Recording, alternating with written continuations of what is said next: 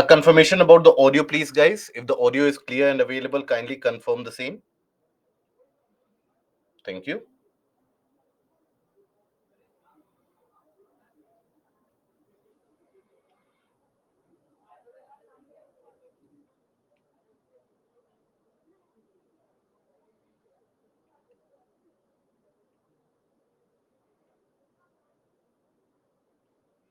Ishfaq, send a mail.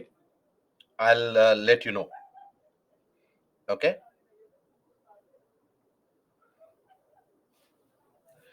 Ragini, gully erosion, not in many cases, will lead to landslides or avalanches, but in certain cases, it weakens the soil structure thereof.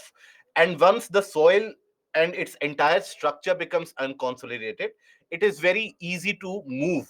When it comes to the movement of the soil in the availability of water, it becomes very easy to follow and very easy to move.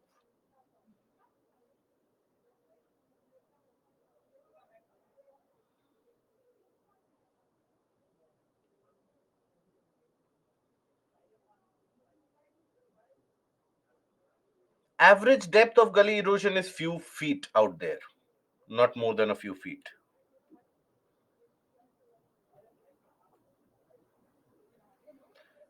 Anurag, I can't write full answer in 7 minutes and always take at least 10 minutes.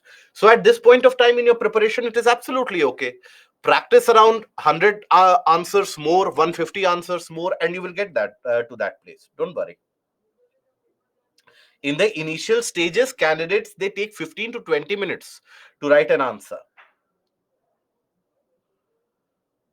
Sadhana, as many of us join classes in between, so will we get the access of live class of geography in other upcoming batch? Yes, absolutely, yes.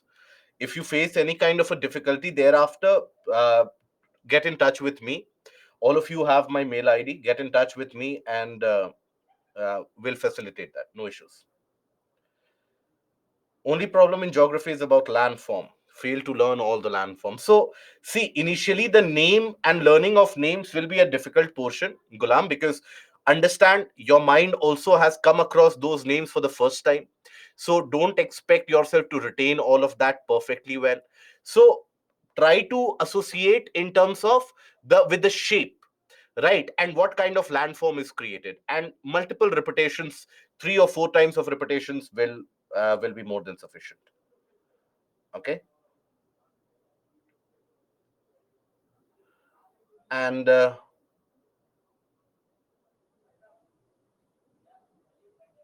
my mail ID. Okay, this is the mail ID.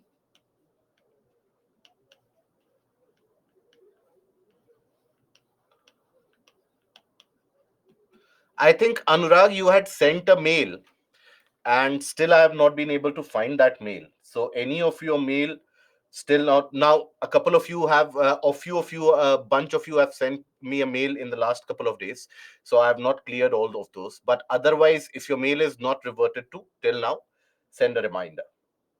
Okay. Answers you can submit at IS Live. At IS Live.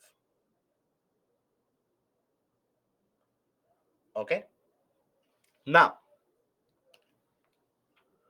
so hello, a very warm good evening to all of you, and welcome to Baiju's Exam Prep IAS. Welcome to another session of Indian Geography, where today we shall be continuing our discussion for the portion of agriculture that we left off yesterday. And we shall be building up on the concepts of agriculture, where we shall be taking an overview of the portions relevant for your examination. We are going to take an overview of the various different crop types, and majorly we are going to stress upon what is green revolution, the limitations of the green revolution, the factors which made the green revolution a success. What do we understand by agroforestry? What do we understand by organic farming? But again, I would like to re-emphasize that this is not the portion where you will be in a way familiarized with the portion of MSP and the fair remunerative price, FRPs, etc. This is not the place for that. That is something, and agricultural policies reforms, you will study that in the portion of your economics. Okay, so at the end of the day, while you are consolidating entirety of your syllabus for revision purposes, there I would advise you that while you are preparing your consolidated notes after 2 or 3 revisions, make a complete consolidated note for agriculture, combining the portion that you have studied in geography and combine it with the portion that you have studied in economics as well. Okay, now here, uh, landslides in Himachal Pradesh, are they due to excess of construction? So that is one of the reasons, and also the cloudbursts, deforestation. So all the factors that we had listed for the why Himalayas experience greater amount of landslides, other than mining, all the other factors will be at place in the case of Himachal Pradesh. Okay. Yes, Gulam, that is more than sufficient. Right. So here, today, by the way, is the 23rd session, 23rd lecture for your geography. This is not the 24th lecture. Tomorrow, we will be having an extra session at 6:30 a.m. in the morning, where we shall try to finish the portion entirely. If, let's suppose, due to certain conditions or due to certain issues, let's suppose we are not able to cover the portion of mapping. So what we would do is, you will have 1 week of time to revise all the areas that we have already studied. So in that case, we will switch over the portion of mapping to the next Saturday. Rather than having, I don't believe in having 5 to 6 hours of continuous class, or that too of a weekday batch.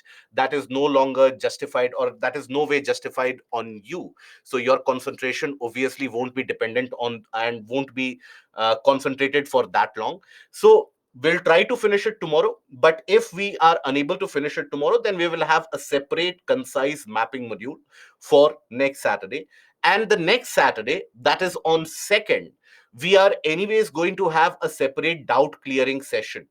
So that is a separate doubt clearing session which we shall have, where we are not going to talk about anything new. We are not going to teach anything new. We are only going to cater to your doubts. So for that, any portion, any concept of geography that you have come across that you are not comfortable with, from the initial classes itself, any portion that you have now, ideally, I could have kept it tomorrow evening itself, but I have not kept it deliberately tomorrow evening because I understand that while attending the classes on a daily basis, we many of us we don't get time to consolidate. Many of us we don't get time to revise. So obviously, we are not very much familiarized with the various different lacunae or the lack of concepts thereby that we face in certain areas. So that is why deliberately I give you 1 week of time. Go through the entire portion that we have studied. Any area which concerns you, any area which gives you an anxiety, even to the extent whether to study that area or not, whether that particular portion is relevant for the examination or not, any kind of doubt, please send it to us at IES Live. Write the subject for the doubt clearing session and send your queries. And accordingly, at the end of on 2nd of September, we are going to have a separate doubt clearing session. Okay. So Nagendran, tomorrow the recordings will be available. If let's suppose tomorrow morning you are in the afternoon you can take a look at the recording as well. Okay. Pula, we wasted more time in the initial topics and rushed at the end. My dear friend, it was the initial topics where if the concept is not clear, the eventual topics will never be clear. And please understand, always get that concept very clear. We have to take everyone together. It might be possible, for example, yesterday you were not very comfortable with the portions of the soil, right? The different types of soil, crystallization or crystalline, igneous, and metamorphic rocks, if I'm not wrong. You were very uncomfortable in that. But the rest of the session was very comfortable in that. Right. So for the rest of the session, it was a good speed, but for you, it might have been a very faster speed. So please understand, in a session, it is always a kind of an accommodative balance that you take.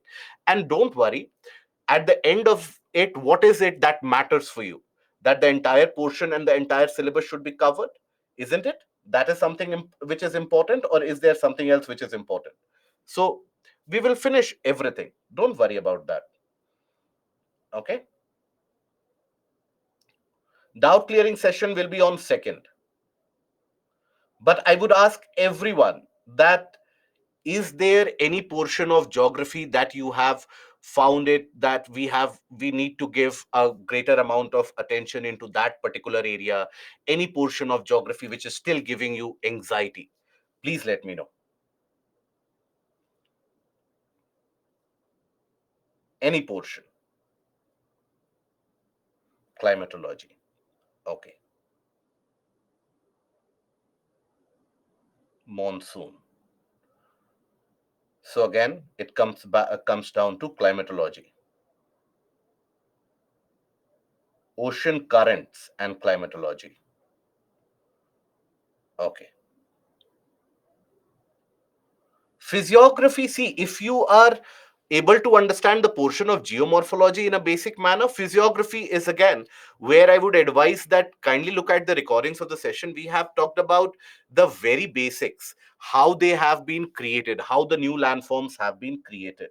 Okay, so then you shouldn't have a problem. Okay,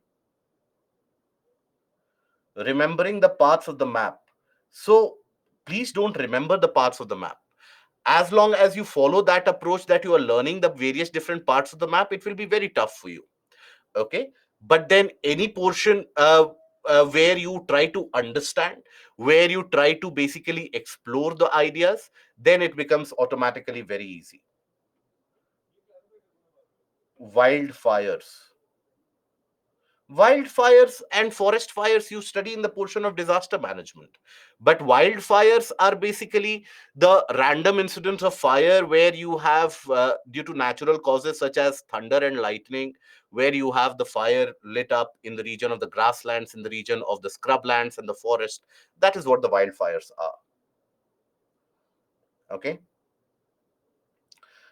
the entire agriculture portion is for GS paper 1 and GS paper 3. Every major economy is focusing upon Africa. Is it why UPSC is asking more questions from Africa? Yes, that is it. That is the reason why you will find UPSC is asking the questions which are derived from the portion of current affairs. And this trend has not started now. This trend has been initiated since 2015 itself. And that is the reason. Okay.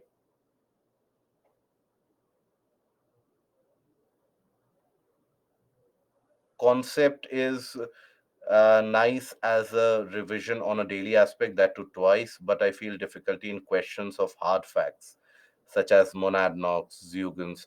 Zeugans, Inselbergs, they are not going to be asked in your general studies. Zeugans, Inselbergs that you are talking about, even monadnocks are the remnant portion, which is the leftover portion after everything is eroded and leveled. But Zeugans and Inselbergs, they are not, Dracanters, etc., they are not going to be asked. Okay, right. Do we have to learn the different wildlife sanctuaries, ports, industrial areas? No. Only those relevant for the portion of current affairs.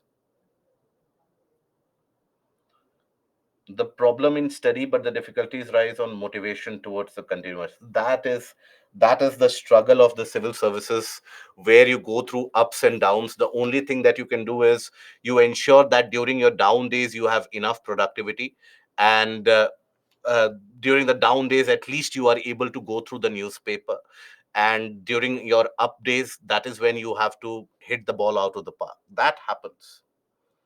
Okay, any of the portion where you feel that in this session we have not been able to do perfect justice to any of the sessions, and be open and frank about it, any of this, so that I can provide you with some amount of solution that what can be done going ahead in the future.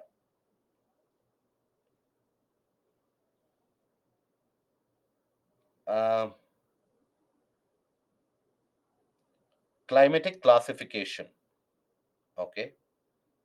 Yes, tablet videos, if you are taking a look into tablet videos, will form a very good medium of your revision. Today at the end of the session, or tomorrow we'll do this. Tomorrow at the end of the session, I'll also try to give you a pathway of how to go for a revision. Climatology and oceanography, Vivek, see, in that, I would always suggest to you that initiate the portion from the module 6 that we have studied. Each and every slide of the PPT, take a look into it. Try to ensure that you have understood that slide. Okay, don't in the initial portion, don't think about tropical cyclone, jet streams, etc. Take a look at the first slide. Have you understood what is written in the annotation? And one by one, if you approach it, it will be a kind of a easy walk for you. Don't worry about that. Okay. And do arrangement of ridges and trenches are asked? Trenches are asked, yes, the arrangement of them. Is it necessary to watch tablet videos and live lectures necessarily? Tablet videos can serve as a point of revision. All those of you who are saying that the recordings of the live sessions are not available, so that will be an issue, etc. Tablet lectures are there for you. That will aid you. Okay. So overall, nobody has any amount of grievance when it comes to the time allocation for the topics, right? Get a new memory card, Gaurav. You have my lectures in the tablet, I hope, Gaurav. Tributaries, that also will come with multiple readings. See, tributaries, samples, and the types of forests. Then, when we talk about even the regions where minerals are to be found, the conditions for the various different crops, this is also very theoretical. So, the theoretical areas, they will require multiple reading. Volcanic eruption. When you talk about volcanic eruption, so there, in which portion you have a doubt, so there, please concentrate and try to find about that which portion is it that it is not clear. And always I would suggest that if your the portion of plate tectonic is better, volcanic eruption automatically gets better. Interlinking of rivers on map is not required. I have a doubt in movement of Indian plates and its collision with the Eurasian plate. Earlier, when all the landforms were associated together, how did Eurasian plate get dissociated? So, Divya, we have talked about what is referred to as a Wilson cycle, where every few 100 million years, the lands they move away, and then again, as they move away across the sphere, they will eventually come together. Then again, due to convection current, they dissociate. So that is what is Wilson cycle. So before Pangea, you at the time of Pangea, everything was together. They moved away because of convective current inside. Then again, going ahead into the future, again everything will come together. Obviously, hundreds of millions of years later. Now, before Pangea, you had Rhodesia. So that keeps on happening. Okay. And on map, uh, we want to mark to express our preparation. Geography will provide help in answer writing. Absolutely, yes. Monsoon portion. So do one thing. I see many of you have certain doubts about the basics of certain things such as fronts, monsoons, etc. Send a mail to us at IES Live. Write a subject of it that this is for the doubt clearing session, and send it to us in the on second of. And in fact, I would encourage that revise all the other portions meanwhile as well. You have 7 days time. Try to send it to us by latest around Wednesday or Thursday. Any kind of doubt that you have, any portion that you feel is weaker. For example, don't send me a doubt that tell me about volcanic eruption. What in volcanic eruption you have not understood? Try to concentrate upon that, and try to triangulate that differently, and we will address that. Okay. Human geography will do tomorrow. What is to be covered in human geography, Yukti? Are you aware of that? It is about population settlement, my dear friend, about the factor of population and the factors on which the population density varies from one region to another.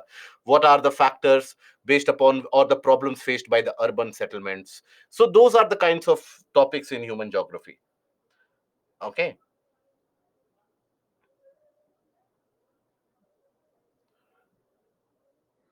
Garvit, as of now, try to study from the NCRT itself. Okay. No, the next class or the next subject will be starting from Monday itself. The next class will be starting from Monday, and the on Saturday, next Saturday, we are going to have that doubt clearing session. Okay, Anurag, I'll take a look into it. Shrikant, what is your question, my dear friend?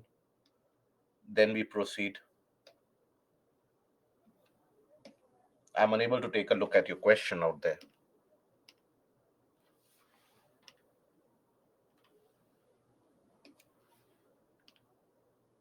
Tomorrow it's from 6:30. Tomorrow session will be from 6:30. Okay, various streams are confusing you, so with the help of the image, try to find it out. Try to draw the image with your own hand, and many of the times when you draw the figure on your own, the concepts become clear. Okay, so one more thing, I joined the class in the middle. When will you conduct geography classes again? So kindly contact IS Live so that you get the detailed schedule. I think the next classes slated are on weekends. So weekends I will be taking. And after that, depending upon the availability, we'll let you know. Okay.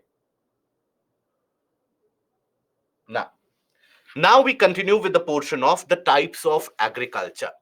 Now, when we talk about the types of agriculture, yesterday also we had talked about it, that you have various different portions in the agriculture in terms of, and again, before proceeding, let me focus and draw this portion again, because many of you might have this kind of a hesitation that whether to concentrate on physical geography or Indian geography. Always understand, the confidence in geography will come if you have a good grasp over physical geography. Indian geography, you will be able to cover with the portion of current affairs with your daily experiences as well. It is the portion of physical geography, guys, that is where majority of the competition loses out, because that is where UPSC has got a kind of a twist in the tail, where UPSC can twist the sentences, put the concepts, and frame the option in such a way that it might appear outwardly to you. So please, when you are carrying out your revision, pay significant stress to physical geography. That is what we have tried to endeavor in the portion of the study of this uh, entire module as well. So there also I would suggest, out of all the three, that is the geomorphology, climatology, and oceanography, climatology is the most important and conceptual one out of them all. So there the revision should be started from the basics of atmosphere, the basics of heating. If the sixth and seventh module, you ensure that sixth and seventh module is clear slide by slide, then rest of the portion of climatology will automatically fall into your place. Please understand, even though you might not realize it, that but when I take a look at majority of the doubts that you send me, majority of you have the basic doubt with regards to the heating of land and water, the occurrence of high pressure and low pressure, why the winds will blow from high to low pressure. So these are the basic doubts that many of you encounter. So pay stress on that. Get this clear.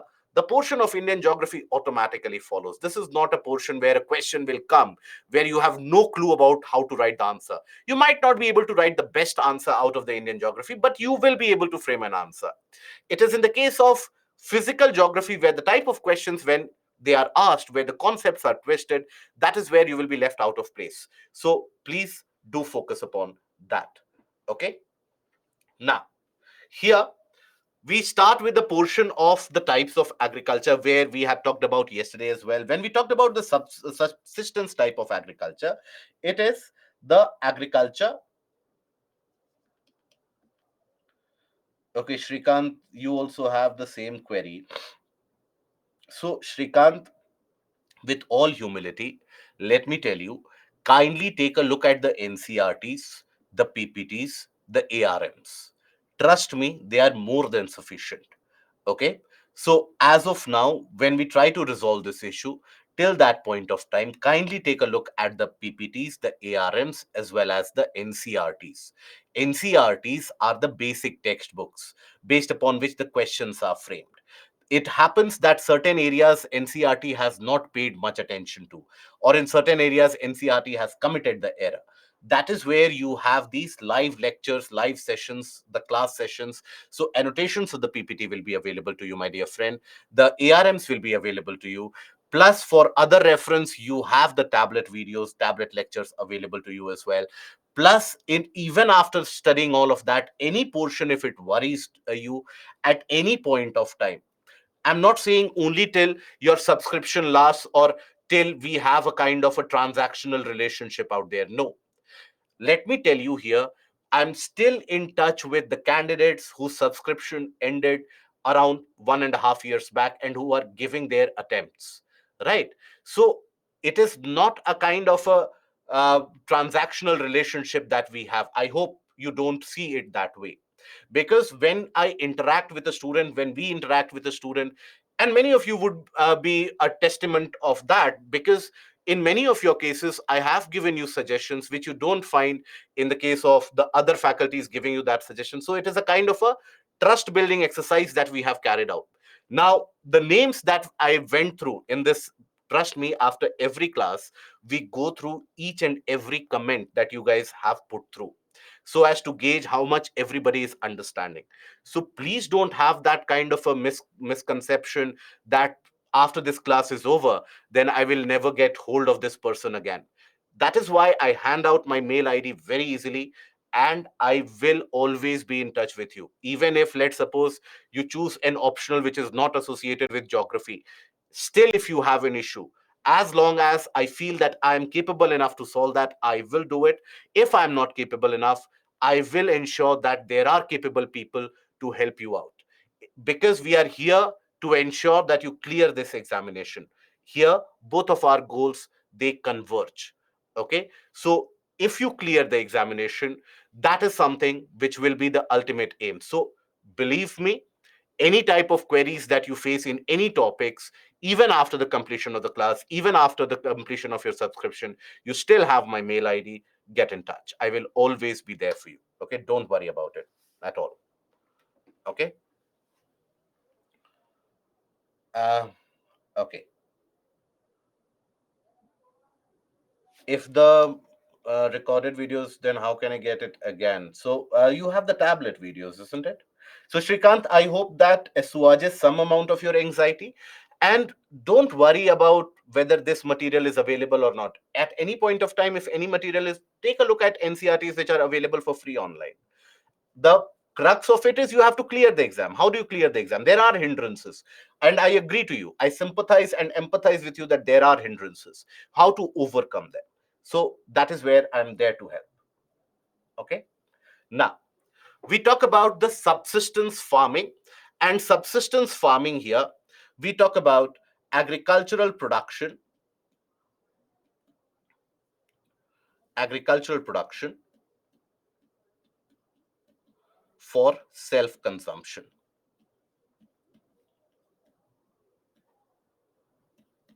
Okay, for self consumption.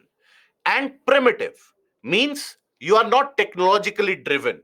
You are not driven by technology. You are not driven by the various modern inputs. You are dependent on traditional mechanism. For example, fertility of the soil. You will not augment it with any additional input. You will basically be dependent upon whether rainfall will be there to provide you with enough water, whether the soil will have enough nutrients themselves or not.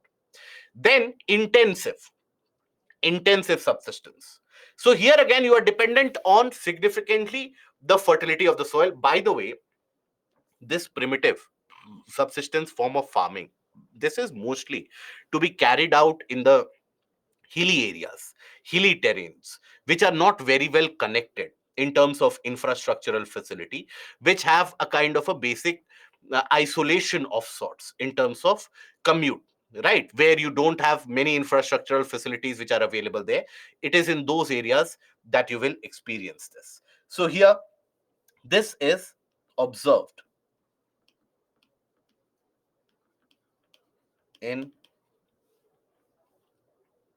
hilly tracts and terrain. Okay.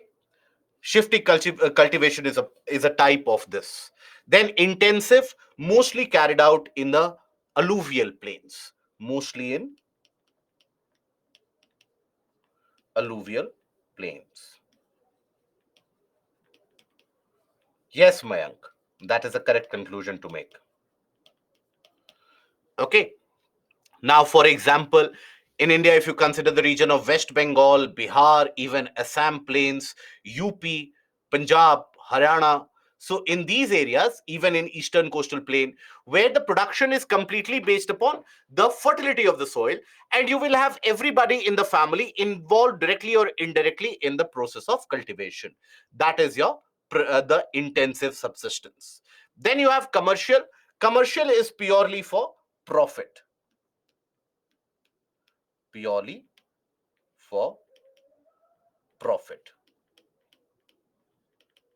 purposes. Okay, let's take a look at the types of them. So, primitive subsistence farming, it is practiced in small pieces of land using rudimentary tools and techniques, very basic tools and techniques.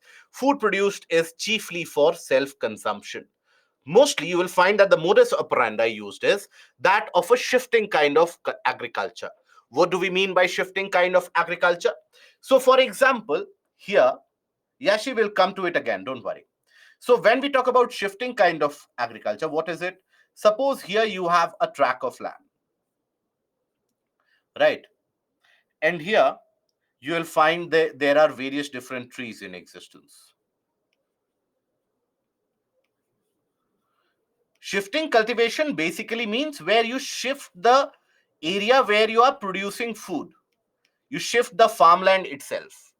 Now, if you want to carry out cultivation here, what people do is they will clear these trees.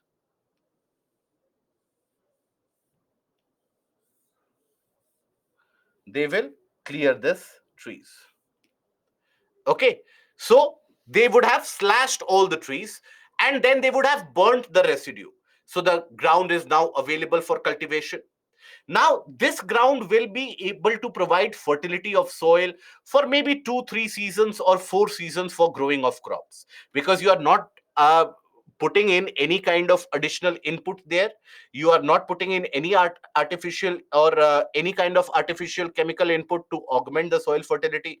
Even in organic farming, many of the times you put in certain inputs to augment the fertility. Here, you are not doing any of those. You are not carrying out crop rotation, so you are dependent on the fertility of the soil to persist. So once the fertility does is not persistent anymore, what the people do is they will switch their area of cultivation to somewhere else. Okay, they will come to a newer area where they can carry out the process of cultivation. So that is the shifting kind of cultivation. Now, one method of this shifting kind of cultivation is the slash and burn.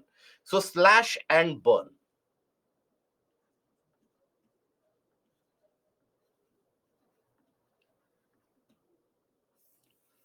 So slash and burn, in this what you do is, for example, let's suppose you have a tree. Now, when you cut that tree, basically, right, you burn off the remnant. So then you have the land which is available for you for cultivation. Now, obviously, in this method of cultivation or agriculture, you will never have enough output to be able to give you profit. You will never have enough output to give you enough amount of income at the end of the day as well. So what do you rely upon? So people who carry out this shifting kind of cultivation, you will observe that they also carry out hunting, gathering, beekeeping, and other such exercises in order to ensure the availability of enough income. Right. So that is your shifting cultivation. It is also referred to as June cultivation in certain parts. Then it is also referred to as slash and burn agriculture. And it is migratory in the sense that the farmland, modus operandi refers to method of operation. That is the meaning of modus operandi. So here, farmland under cultivation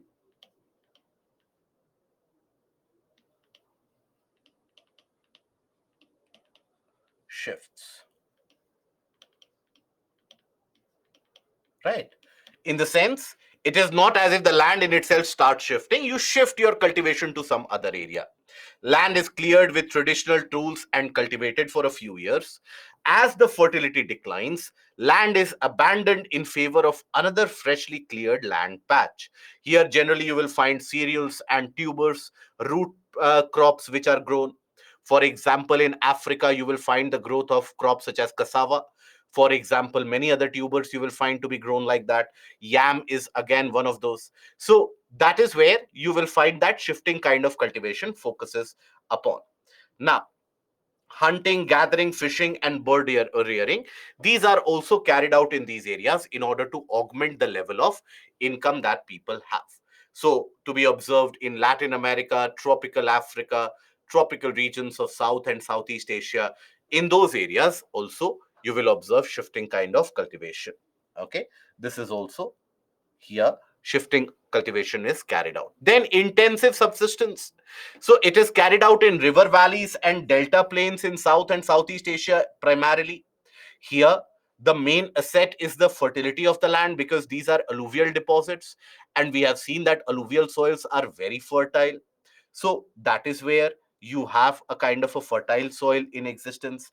So here you will find the presence of small farms due to high population density. So wherever you have a fertile land, population density automatically will be very high, because more people will come into that area.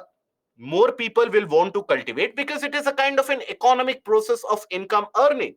So more people will be attracted to come to that area. And wherever you have high population density, there will be stress on the farmland. So the size of the farmland reduces. So here you will mostly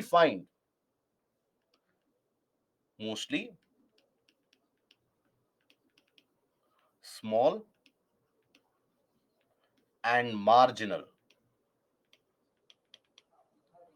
farmers. Mostly small and marginal farmers is what you encounter. Dominance of food crops, essentially rice. It is high intensity of land use. Each and every parcel of land is made use of. And here it is labor intensive. Generally, it is the family labor which is deployed. And members of the family, they carry out the process of labor work. Traditional methods like crop rotation, mixed cropping, etc. is carried out. Now, crop rotation is what? Crop rotation is, let's suppose you grow something like rice, which extracts fertility out of the soil.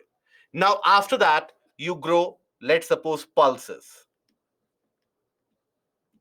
Okay, so you grow pulses here. So for example, pulses, they come into the category of legumes and leguminous plants, I'm sure you would have studied earlier. So these are the kinds of plants which carry out nitrogen fixation into the soil.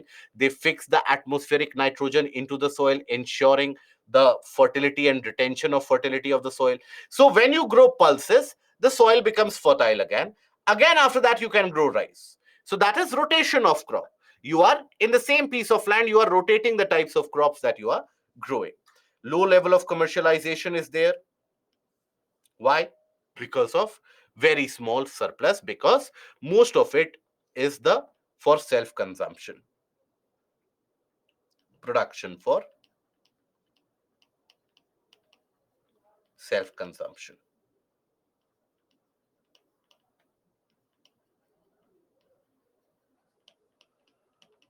Okay, then we have the commercial farming.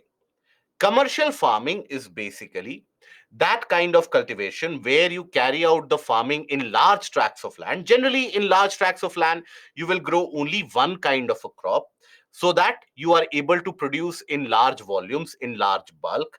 And that commercial farming is purely for profit purposes. Here, the motive is not for self consumption.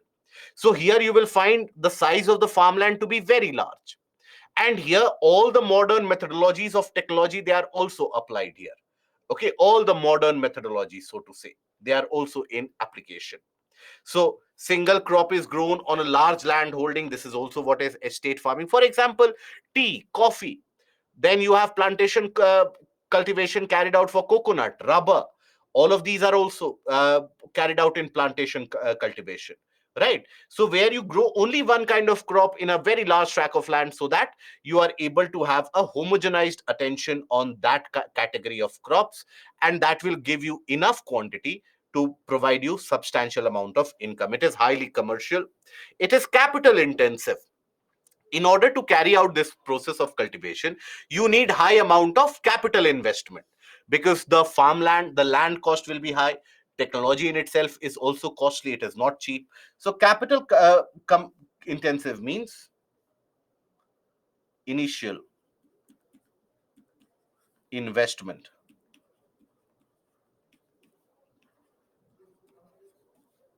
is high. It is labor intensive as well. You require a significant amount of labor, and that too availability of cheap labor. Availability of cheap labor is required.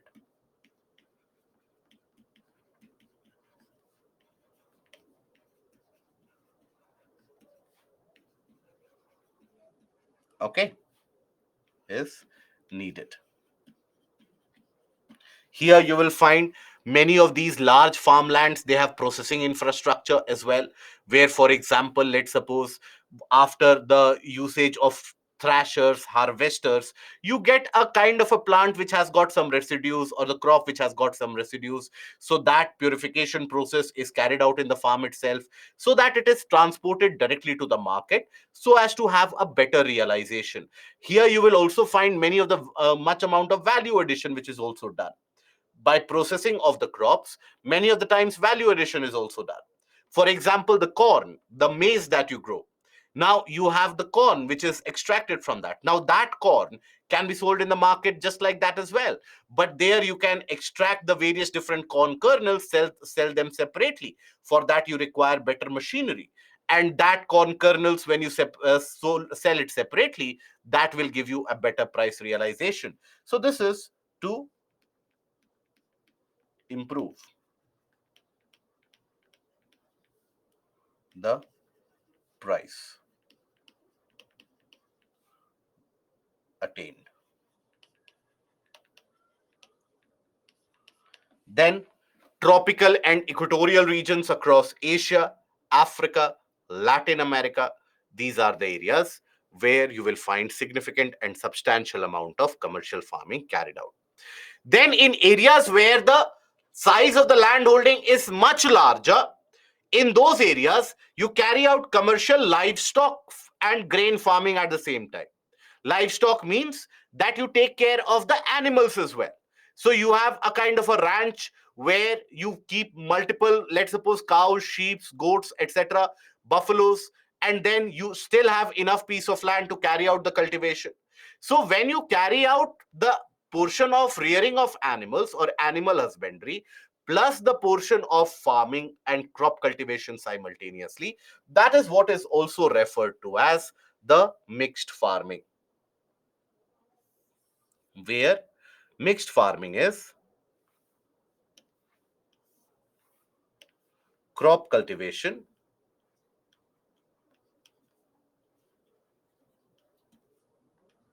crop cultivation plus animal husbandry.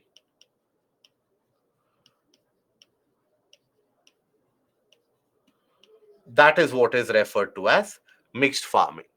Now, humid temperate areas such as northwestern Europe, eastern part of North America, parts of USSR, Australia, New Zealand, Tasmania, in all these areas, you have the process where the, or the condition where the land areas are very large, and simultaneous animal husbandry as well as the crop cultivation takes place. Equal emphasis is placed on both these activities.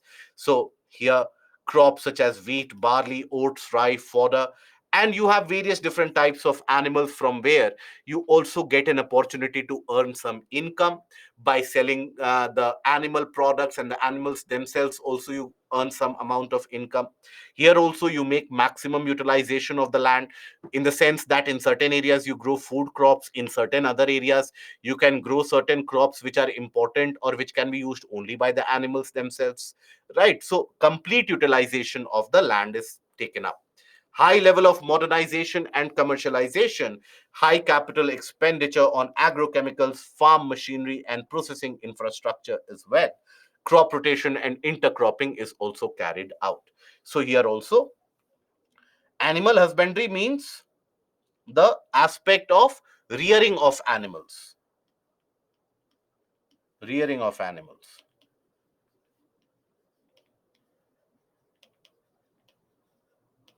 Okay. Why in humid areas comparatively? Because when we talk about the regions, so in drier areas or in tropical areas, such kind of very large land will require huge amount of water, right? So that is where it is generally not to be carried out. Not to say it is absolutely not to be found anywhere, it is generally not practiced, but in humid areas water availability is not a constraint. So that is why mostly you will find that in humid areas naturally also the lush green grasses they keep on growing, so that the animals they have some amount of food to consume. Now then we come across to cropping pattern, and we come to the cropping pattern first. What do we mean when we talk about cropping pattern?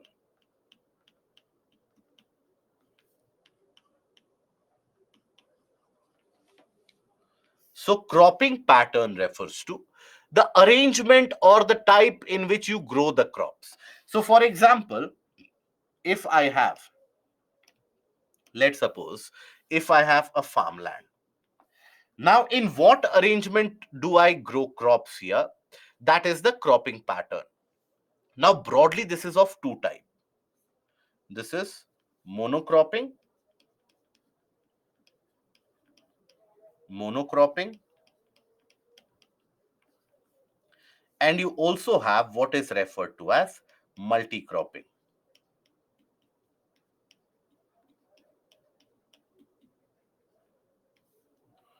Okay, monocropping and multi-cropping. Monocropping is when you grow this in one farmland one kind of crop, you don't grow it or you don't grow any other type of crop. So the same crop that you grow in the land, and for the rest of the year if the same crop cannot be grown, you leave the land fallow and barren. Multi-cropping is where you start to grow multiple crops in one year. So this is where multiple crops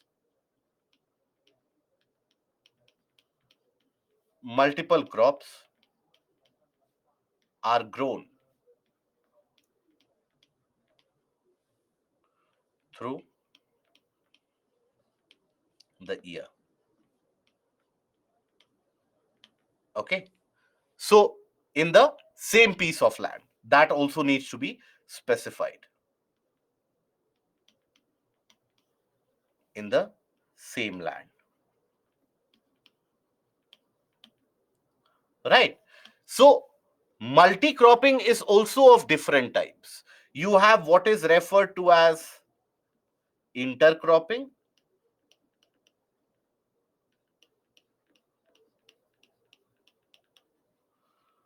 what is referred to as mixed cropping.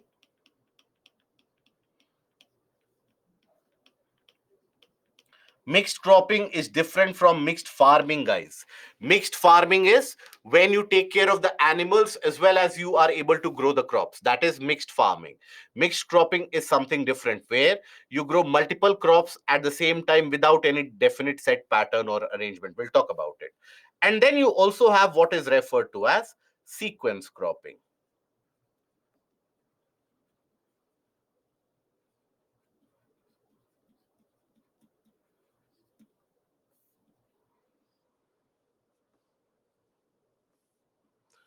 Okay.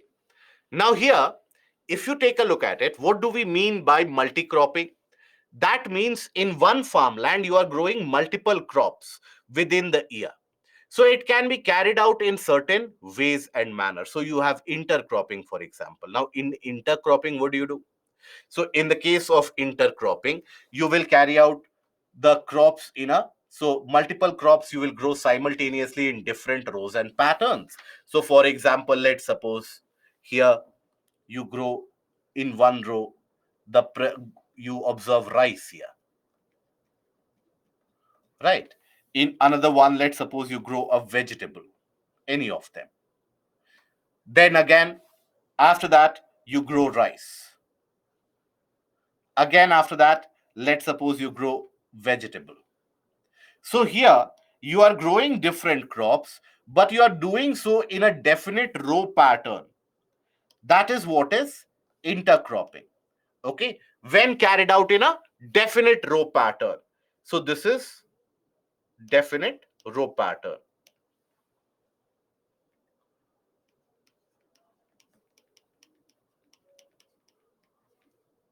Row pattern. That is intercropping.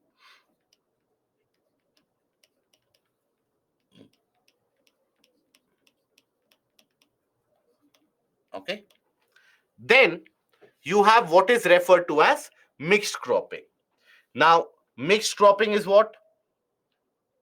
In the case of mixed cropping, for example, if you have the farmland, so in certain section, let's suppose I have grown here rice. Let's suppose here I have grown rice. In certain areas, here, let's suppose I have grown a vegetable.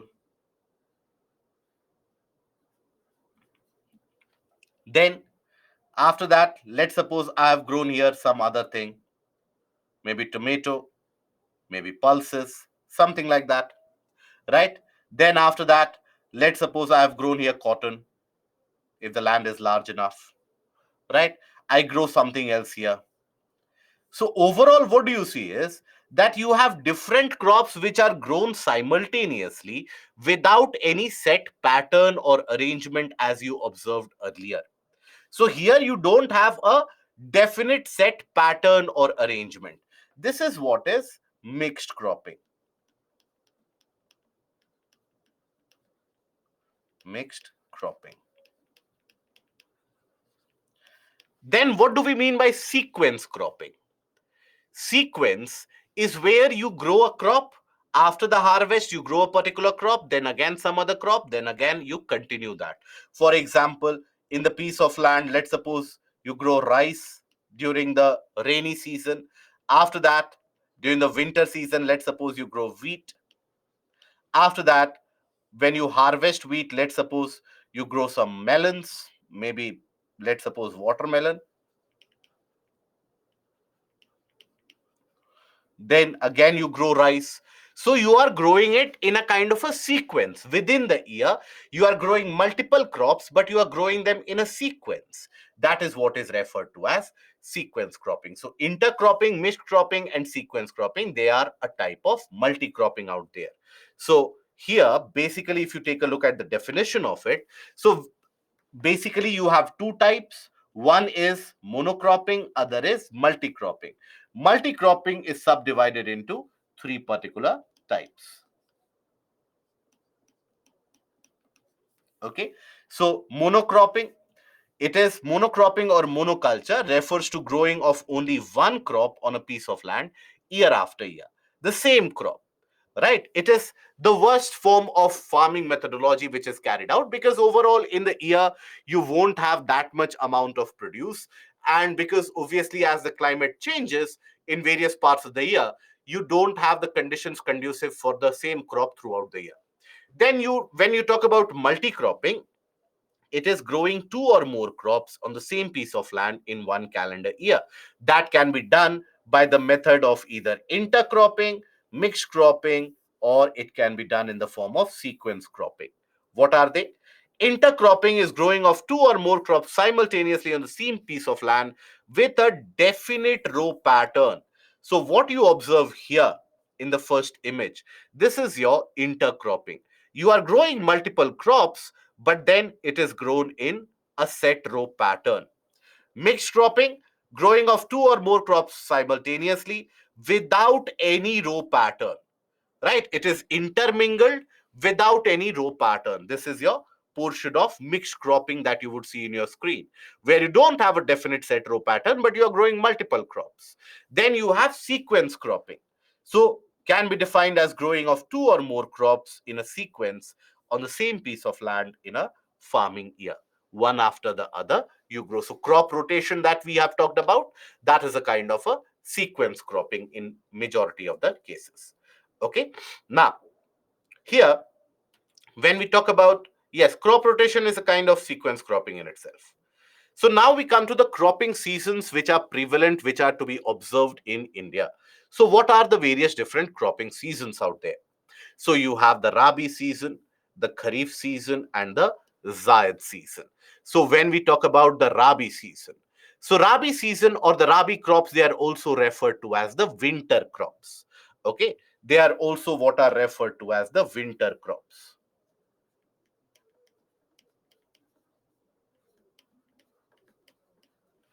Kharif, they are also referred to as the monsoon crops because they are planted immediately after the monsoonal rainfall. And then you have the short growing time of the Zayed crops. Okay.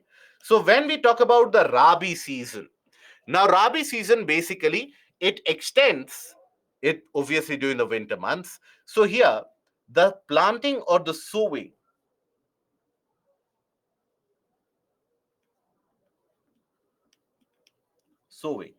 it is carried out in the month of October, November. Here, it is the Rabi crops, particularly in the northern part of the country, that is where they get help from the western disturbance and the rainfall brought by the western disturbances. They help the Rabi crops out there. Then, basically, you have the growth of, and when is it harvested? So, this is harvested,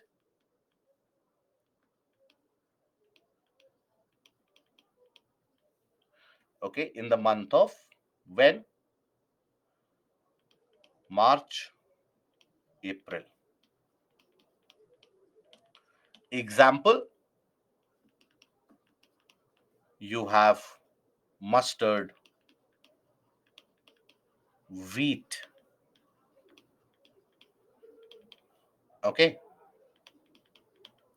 these are the examples. So all those crops which require a lower temperature for growth, they come into the category of Rabi crops. Then you have Kharif crops. Kharif crops, they are generally planted or they require larger amount of moisture as compared to the Rabi crops. So where do they get the larger, or when do they get the larger amount of moisture?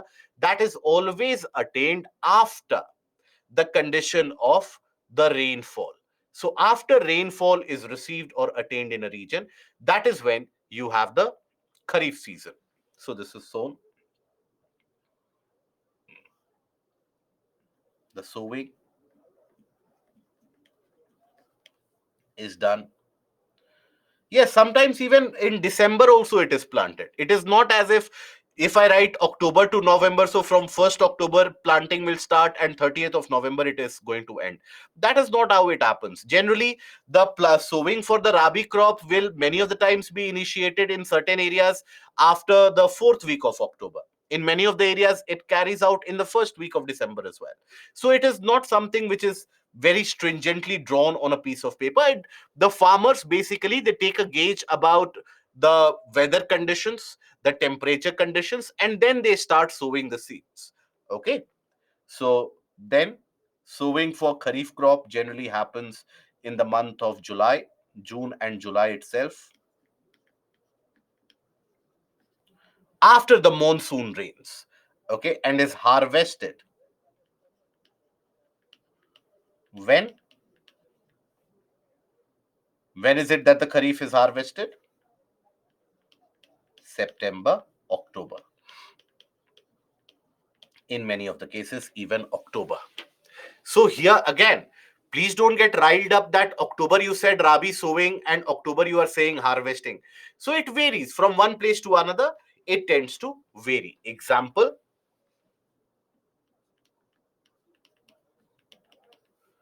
you have rice, cotton, maize, even bajra, correctly pointed out, soybean, all of these are basically kharif crops. Then you have zaid crops. They have a very short growing season. Okay, they mature very quickly. So very short growing season. Short growing season. So here, sowing, when does it happen? It happens in the month of, very good, in the later part of April itself, April, May, and harvested when?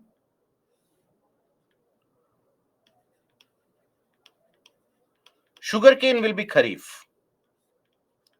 harvested in the month of late May and June. Okay, later part of May and June. So the growing time or the growing period for these crops is roughly to the tune of around 45 days, 30 days in certain cases. So example, cucumber, muskmelon, watermelon, these are your examples of Zayed crops out there. Okay, so here you have the various important crops. So basically, you will observe that all of these barley, wheat, peas, mustard, all of these are your Rabi crops.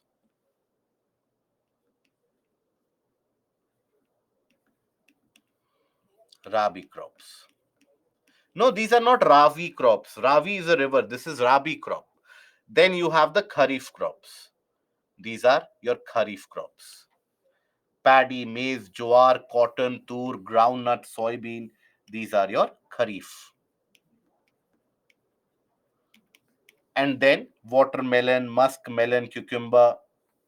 These are your Zayed. Yes, vegetables also. Many of the vegetables also come into the category. Okay, so that is basically the broader classification. Now all these crops you don't need to learn, you don't need to by heart all these. I'll tell you which are the important ones which we will study as well. Important crops for your examination that you should be absolutely mindful of is rice, wheat, tur. Okay, tur, are we aware what is tur? No, it is a kind of a pulse. Pulses comes into the category of pulses. Right, yes. What you call in India as arhar dal. That is what tur is. Okay. So rice, wheat, that is relevant. Then this year millets are important. For the next year also millets will be important. Then after that, you will find the importance of crops such as cotton. Cotton is also sometimes asked. Then tea and coffee, maize. Okay, these are the crops which are going to be important for your even sugarcane for that matter. Question has been asked from the portion of sugarcane earlier as well. So sugarcane, these are the crops that I would want you to focus upon. And here, what do you have to focus upon? Not much, just the conditions required. If you are aware of the conditions required, I'm sure by this point of time, you will have a broader clue about the different climatic conditions experienced in different parts of the country. So you will be able to deduce where, in which part of the country will you observe the growth of these crops. Okay. Now, here, one by one, we'll take a look at each of them. We'll try to understand the conditions required for each of them, and then we will proceed further. So, starting with rice. So, when we talk about rice, it is a tropical crop. Rice is generally considered to be a tropical, moist, humid crop. It will be grown or observed to be grown only in those areas where the moisture level, the humidity level is significantly and substantially higher. So, to be grown in those areas where the moisture level is higher. So, generally, they grow in regions of high temperature with annual rainfall. Ideally, the ideal rainfall requirement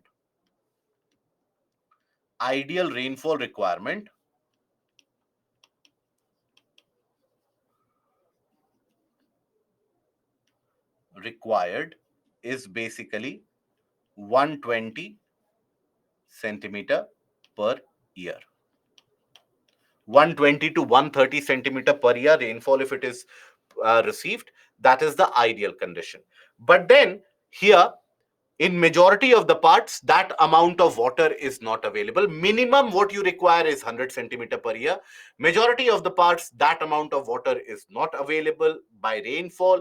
So that is why, with the artificial methodologies of irrigation, such as pump wells or tube wells, such as the canal networks, etc., we provide that artificial supply of water to ensure the growth of these crops. So development of irrigation in regions of less rainfall makes it prevalent in those areas as well. In regions such as Assam, West Bengal, Odisha, Tamil Nadu, in certain parts of Tamil Nadu coastline as well, the conditions are conducive throughout the year. Right? In terms of the regions such as Punjab, Haryana, UP, etc., the winter suddenly will start becoming colder. So they won't be able to support rice anymore during the winter season. So that is why it is a kharif crop. But in areas across the coastline, which is closer to the sea and where you have the coastal plains as well, so there the availability of temperature is also there, availability of moisture is also there. So there you will find multiple varieties of rice being grown in the same year. For example, Os, Aman, Boro, these are the types of rice. One is planted in the month of June, harvested in the month of August. Another is planted in the month of late July, harvested in late September, early October. Then you have one of them planted in the month of December, harvested in the month of February. So that is where it is grown multiple times in the same year. So in states like Assam, West Bengal, and Odisha, three crops of paddy are grown in a year. These are the various different varieties. Okay, varieties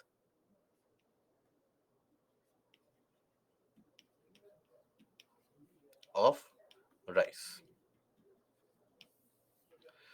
Now here you will observe that the major rice growing areas, they are basically restricted to the regions which have high rainfall.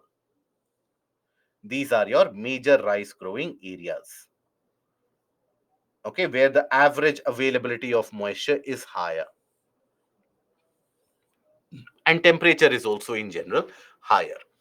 Now, one other, and these are your minor rice growing areas where it is not the major crop, but because of availability of irrigation and because of other factors, they are growing it there. Look at the predicament in the region of Punjab, Haryana, Western UP, right? Even in northern part of Rajasthan, what kind of forest naturally will be observed there? Let me see if we have revised. What kind of forest is observed in those areas? Yes, good. Manas, Puja, Tarun,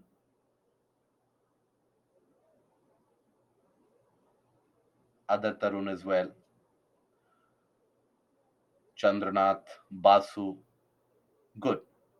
Here you will find thorn forests in existence in these areas. Typically, in the region of Punjab, Haryana, Western UP, North Rajasthan, we have studied that you have thorn forest. For the growth of thorn forest, where is it that you find thorn forest? Where the average annual rainfall is around 40 to 50 centimeter. So think about it. In the northwestern part of the country, the average annual rainfall is very less. Monsoon reaches there last, withdraws from there at the earliest. But still, people grow rice. So, where will they get that excess water required? So, they get that by bringing up the groundwater with the help of digging of tube wells out there. So, they extract the groundwater. So, it is in these areas that you will find a significant amount of groundwater exploitation is also happening. where the groundwater reserves, they keep on going down. And when the groundwater reserves, they are almost depleted, if you extract groundwater after that, what happens? You will start observing contaminants coming out of it, the traces of rocks, minerals, etc. coming out of it. That is why groundwater in the region of Punjab and Haryana nowadays, they consist of heavy minerals such as cadmium, and in case of Punjab, even uranium. Now, before you get creative ideas that, okay, groundwater has uranium, so why don't we extract uranium and produce electricity? That much amount of uranium is not there. Only enough amount of uranium is there to contaminate the crop, to contaminate the food. Okay. So that is basically the predicament of our cultivation. So obviously, it is not sustainable. Obviously, over a period of time, the region will be depleted in terms of groundwater, isn't it? But why do they grow rice still? That is where you get the minimum support price. The entire battle of MSP is something which plays out quite favorably in these areas. So that is why continuous wheat and rice cycle is something that these fertile plains are stuck with. Had these plains of Punjab and Haryana grown certain vegetables, then the output would have also been significant, and the earning of the farmers would also have been much larger. But it is a method of following the traditional inertia, that I have been growing rice here, my parents had grown rice here, my grandparents had grown rice here, so I will also grow rice here. So that is why farmers are not shifting from it. Nonetheless, here, when we talk about the production, so India is the second largest producer of rice in the world after China. So in 2020-21, the production was around 127.93 million tons, as per revised estimates. Revised estimates. The second revised estimates. So it has reached around 130 million tons in 2022-23. But obviously, this is not the final figure. It is only the second revised advanced estimate which is there. Then you will have the third estimate. Then you will have the actual one. So it is still an estimate out there. So the estimate is that we have increased it to around 130 million tons. Now, the major and the major areas where the conditions, they are so very favorable that traditionally that is only grow. Another technique that you can use, or methodology that you can use to understand the major and the minor area for any crop, is to look at the staple diet of the region. Staple diet is that, in general, what is it that people consume?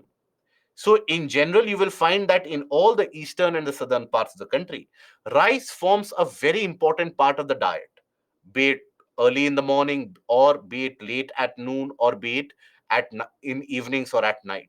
Rice forms an important part of the diet. So, it must be growing there quite naturally. That is why people consume it on a very regular basis. Right. So, that is how you can also. So, rice is not a part of a regular diet in Central Asia. Why? There you will find bread products, wheat products to be growing there. So that is where you get an idea which kind of climatic conditions. But depending upon the diet itself, you can get a clue what kind of crops will grow in that area. For example, take the case of Japan. Take the case of, now, when we talk about Japan, there, if the condition of temperature is around 22 23 degrees Celsius, moisture will always be available because it is a cross coastline. Observe their dietary pattern. Rice forms an important part. Take a look at the cuisine and the diet pattern of the East Asian civilizations. All of them consume rice as a major part of their diet. It grows naturally in those areas, isn't it? Take a look at the region of Europe. There, the conditions are very cold, not conducive for rice. There, what is the basic staple diet? You'll find fruits and also bread that is made out of wheat. So that gives you, so when you observe people of different place, observe their diet, that gives you an idea which is the crop which grows naturally in that region without any artificial supply of water, nutrition, etc. Okay. Now, then, here, basically, rice depletes significant and consumes significant amount of water. So it is something which is not sustainable in the long run in water deficit areas. For example, in order to grow 1 kg of rice, you require close to around 5,000 liters of water to be provided to that field. And when that in our country, typically the water that we provide for rice, we carry out irrigation by a method which is referred to as flood irrigation, where you flood the farmland with water, allow the water to stagnate there. This is the flood irrigation. Observe, flood irrigation, where the water is lying stagnant. So there, what happens is that they will produce organic matter into the water, and that water traps huge amount of methane. So when that water evaporates and is lost, all that methane is also released. So it is not eco-friendly. It is not water friendly. It is something which is not sustainable. Okay. Then we come across the rabi crop, which is another very important food crop out there, that is wheat. So when we talk about wheat, it is something which is a subtropical or a crop which grows in temperate areas. So it requires cool growing season and bright sunshine at the time of ripening. If you take a look at the amount of rainfall, so 50 to 75 centimeter is more than sufficient amount of rainfall. So obviously, those areas of northwestern India that we talked about, which don't receive much amount of rainfall, their wheat can grow very easily, isn't it? So here, basically, the bright sunshine at the time of ripening, that is why you do require bright sunshine, dry conditions during the month of late February and March before the harvesting of the wheat. It is during this time when, if it rains suddenly, brought by western disturbances in most of the cases, that is when you have a significant amount of crop loss. And many of the crop failures, they eventually put the farmers in huge amount of debt, and eventually, in certain cases, that leads to the sad eventuality of farmer suicide. That is why you have the Pradhan Mantri Fasal Bima Yojana, the crop insurance scheme, that is to provide support in this case. Having said that, this wheat crop, particularly in northern part of the country, it benefits from the early rains brought by western disturbances during the winter season, because at the time of sowing, it gets some amount of required moisture. So it benefits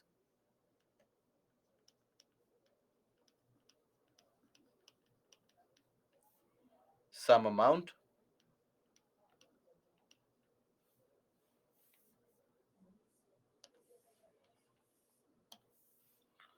from rains brought by western disturbances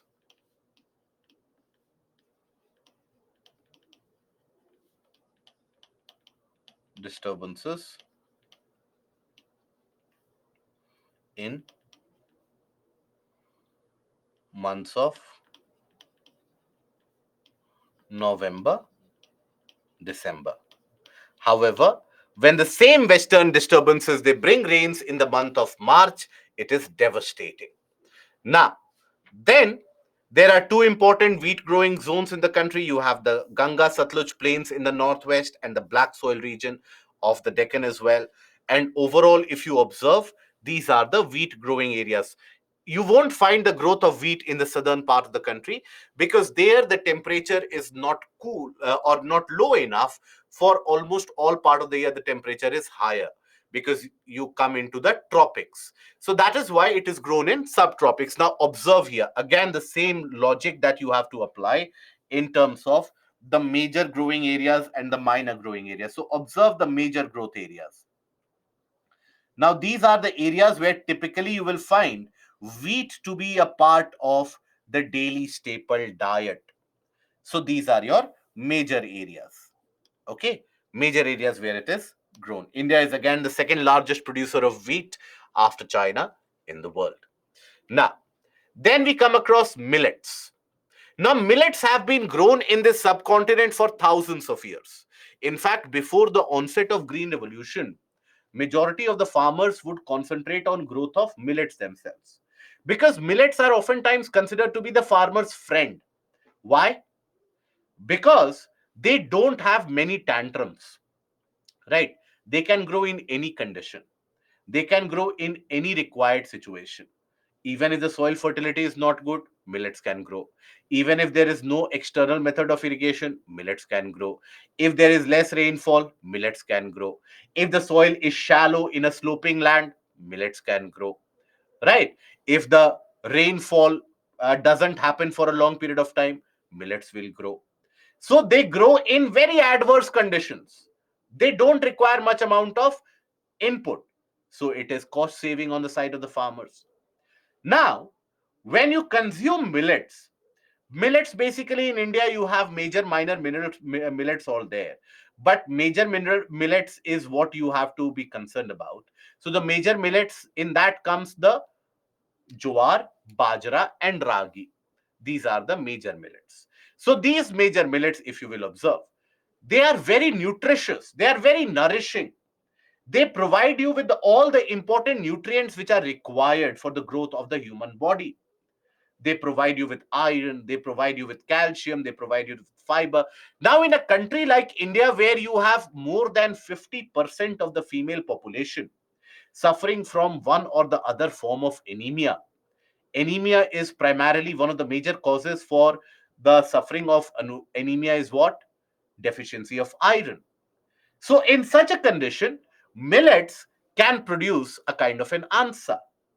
India also has the maximum amount of malnourished population almost anywhere across the globe in terms of the absolute number, not in terms of percentage, in terms of absolute number. You have many of the children suffering from stunting, wasting, and other such ailments.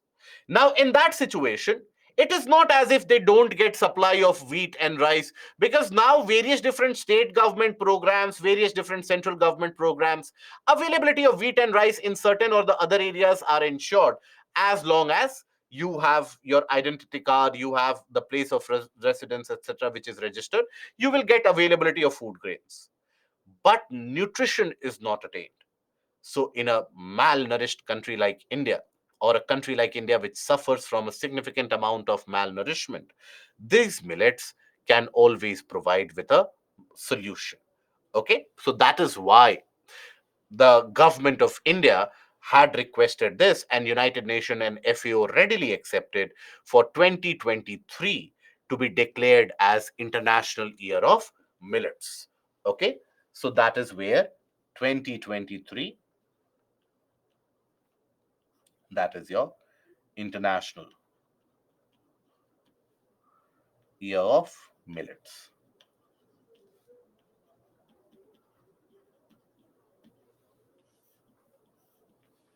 Okay, now here these millets, they will provide you with nutrition.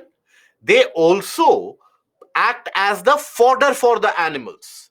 So, with the same crop and their residue, you can take care of your own requirements as well as the animal requirements as well. So, thereby again serving to be farmer's best friend. So, jowar, bajra, ragi, these are the millets grown in India, and they are referred to as coarse grains, right? Size also is something which comes into existence here. Then, here basically jowar producing states, Maharashtra, Karnataka, Andhra Pradesh. Now, understand what most of your childhood days you would have studied about jowar, bajra, ragi without ever trying to understand what it looks like. So, this is what is jowar, which is also referred to as sorghum.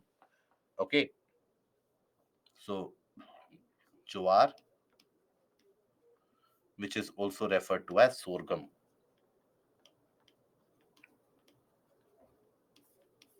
They can grow in black soil, alluvial soil, older alluvial soil as well. They can grow. They can grow in red soil conditions as well, yellow soil conditions as well. So they have a cross utility in terms of the conditions where they grow. Okay. Now, then bajra. Bajra, first of all, take a look at the image of it. This is what is bajra. This is referred to as the pearl millet. So, pearl millet is a coarse grain crop considered to be poor man's staple nourishment and suitable to cultivate in dry lands. Dry lands mean what? Where irrigation is not available, where you are only dependent on rainfall for the availability of moisture. So, here irrigation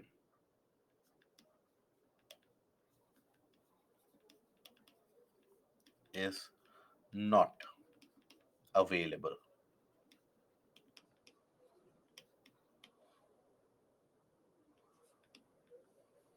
And here, dependent only on rain.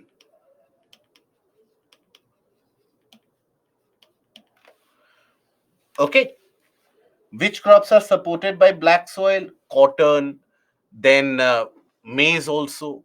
Then you can have vegetables also to be grown there. Millets obviously can be grown. All of them can be supported. Okay. Bajra can grow not exactly in desert soil, deserts, or if you consider arid soil condition, there it can grow. Desert soil, many of the time, it is synonymous with the sandy soil. Sandy soil is not perfect, but very arid condition also Bajra can grow. Because look at the conditions required. The amount of rainfall required is 40 to 60 centimeter.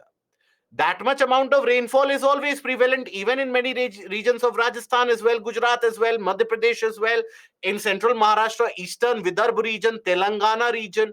In all these areas, this kind of rainfall is readily available.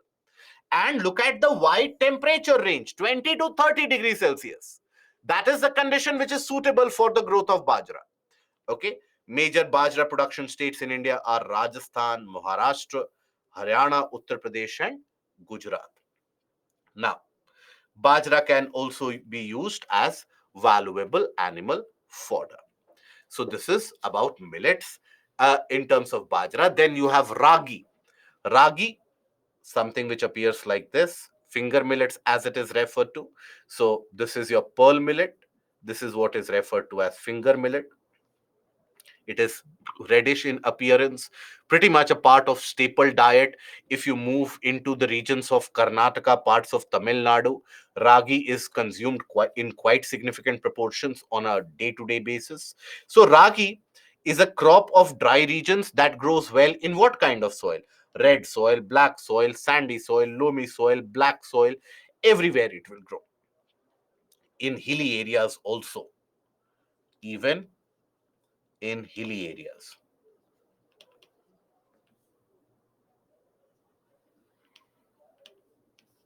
Okay, it is very rich in iron, calcium, and other micronutrients and roughages. Roughages here means fiber.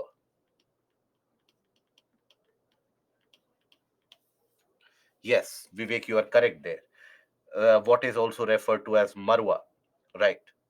So that is also something which is grown there, and it is consumed in the form of chapatis, which are considered to be very nutritious, right?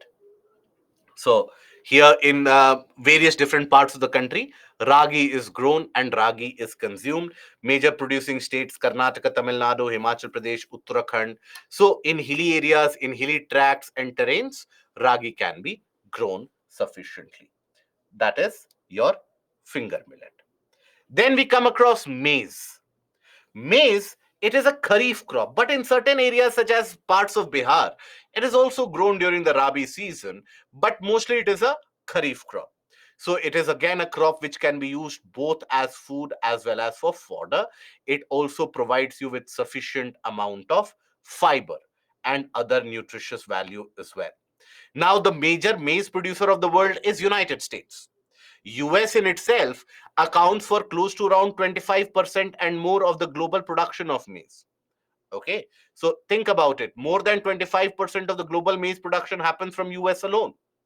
But there you will never come across the scenario that the farm prices have suddenly started falling because there is an overproduction. And why is that the case? That is because in those areas you have value addition which is done, in the sense that maize crop is utilized by the help of the processing infrastructure, etc. It is utilized in multiple different sectors. So observe that maize serves as a raw material for industrial products such as starch, oil, then protein, alcoholic beverages, food sweeteners, pharmaceuticals, packaged paper industries. In all of this you have maize which is utilized.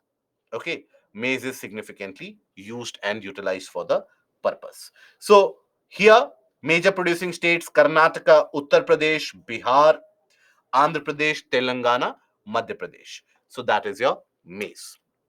Here also, ideal temperature is around 22 degrees above. So that is the ideal, and the rainfall requirement is around 50 to 70 centimeter.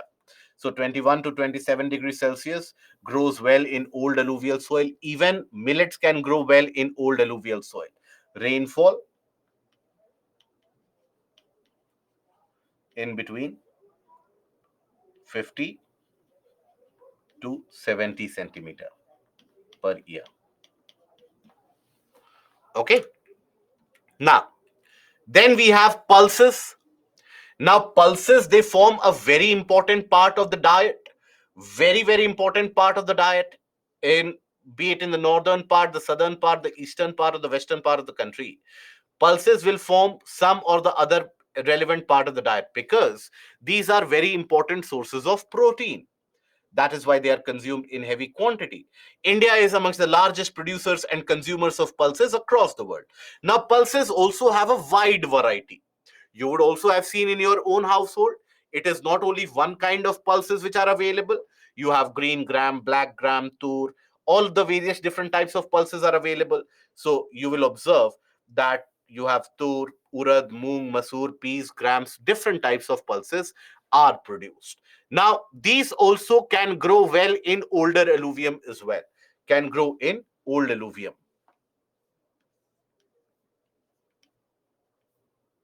Grow in old alluvium.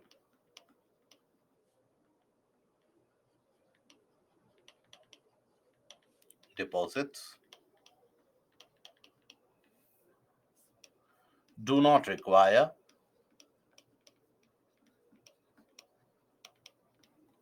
much amount of irrigation,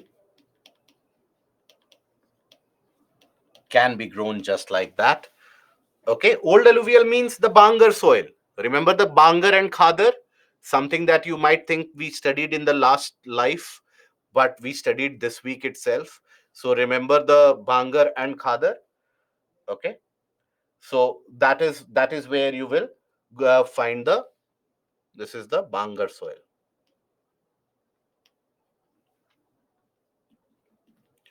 Okay. Now, states of Madhya Pradesh, Maharashtra, Tamil Nadu, Gujarat, they contribute to maximum production, with past year production being 23 million tons and over more. Then comes sugarcane. Sugarcane.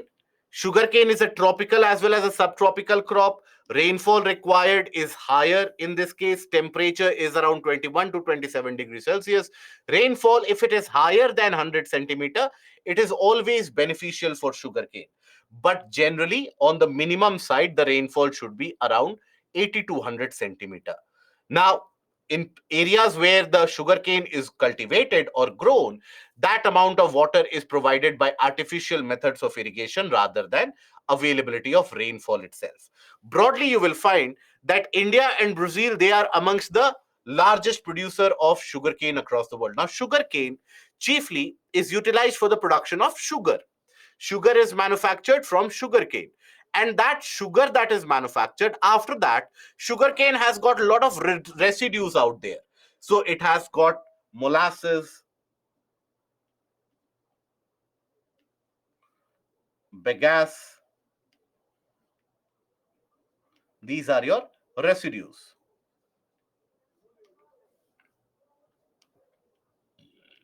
from sugarcane production. Sugar production. So these are used for production of, very good, beautiful guys, production of biofuel, ethanol, for example, bioethanol, right? Then In few years we become the first largest country of India. Could you please elaborate what is the meaning of first largest country of India? When it comes to within India, we are already a large country. So, are you talking about the largest producer of sugarcane in the world? Is that what you were trying to write and then you got consumed by sentiment so much? Okay. Fair enough. So, yes, see, automatically in one of the COVID years, we became the largest producer. So, in certain years, we automatically are becoming the largest, and there is a competition with Brazil. So, in terms of the sugar, the issue with sugarcane is, and understand this issue. This is a larger issue. Before that, let me write about it.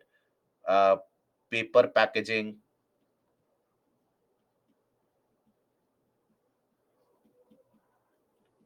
fibers, etc.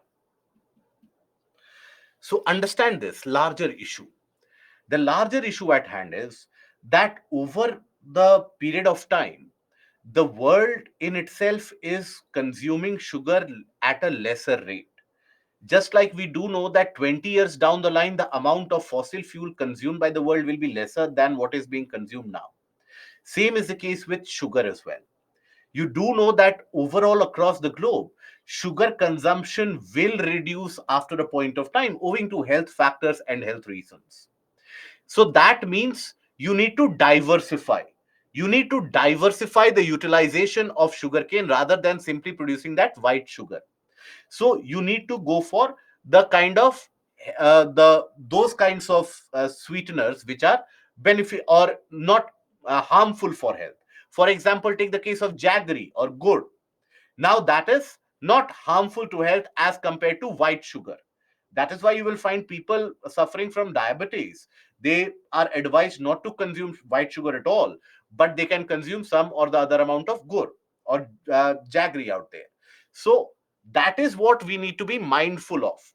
Now, what is happening that because of overproduction, we are facing a kind of a oversupply, and due to which the market international market prices are crashing. So let's suppose the international market price this year was 100, next year it is becoming 85, but the government is buying it from the farmers at the fair remunerative price. In the case of sugarcane, it is fair remunerative price rather than MSP, minimum support price. Here you have FRP. Now the government is going to pay the farmers, but where is it that the government is going to get that money from? After the government is able to sell that sugar abroad as well, but international prices are lesser. So why will someone buy at a higher price from the government? So the government is unable to sell. You have large scale stock of sugar which remains unsold. Because think about it, I have bought sugar from you at 100 rupees. Now I go there to the market that I should be able to sell that at least at 101 rupees. Then I will have some amount of money. But then when I go to the market, I found out that the price is already 80 rupees. So what do? I am not able to sell. If I'm not able to sell, I won't be able to pay you money as well. That is why you will study in the portion of economy that how sugar arrears from the sugar industry is one of the most prevalent issues that agriculture faces as of today.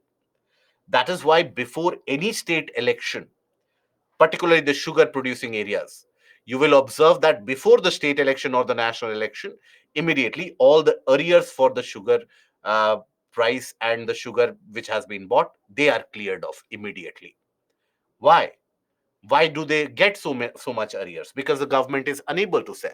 That is why the government is focusing upon the production of biofuel, ethanol, so that it can be used to reduce the overall import bill that we are facing from. And at the same time, the farmers get the utilization of their sugarcane, they get some money as well. Okay.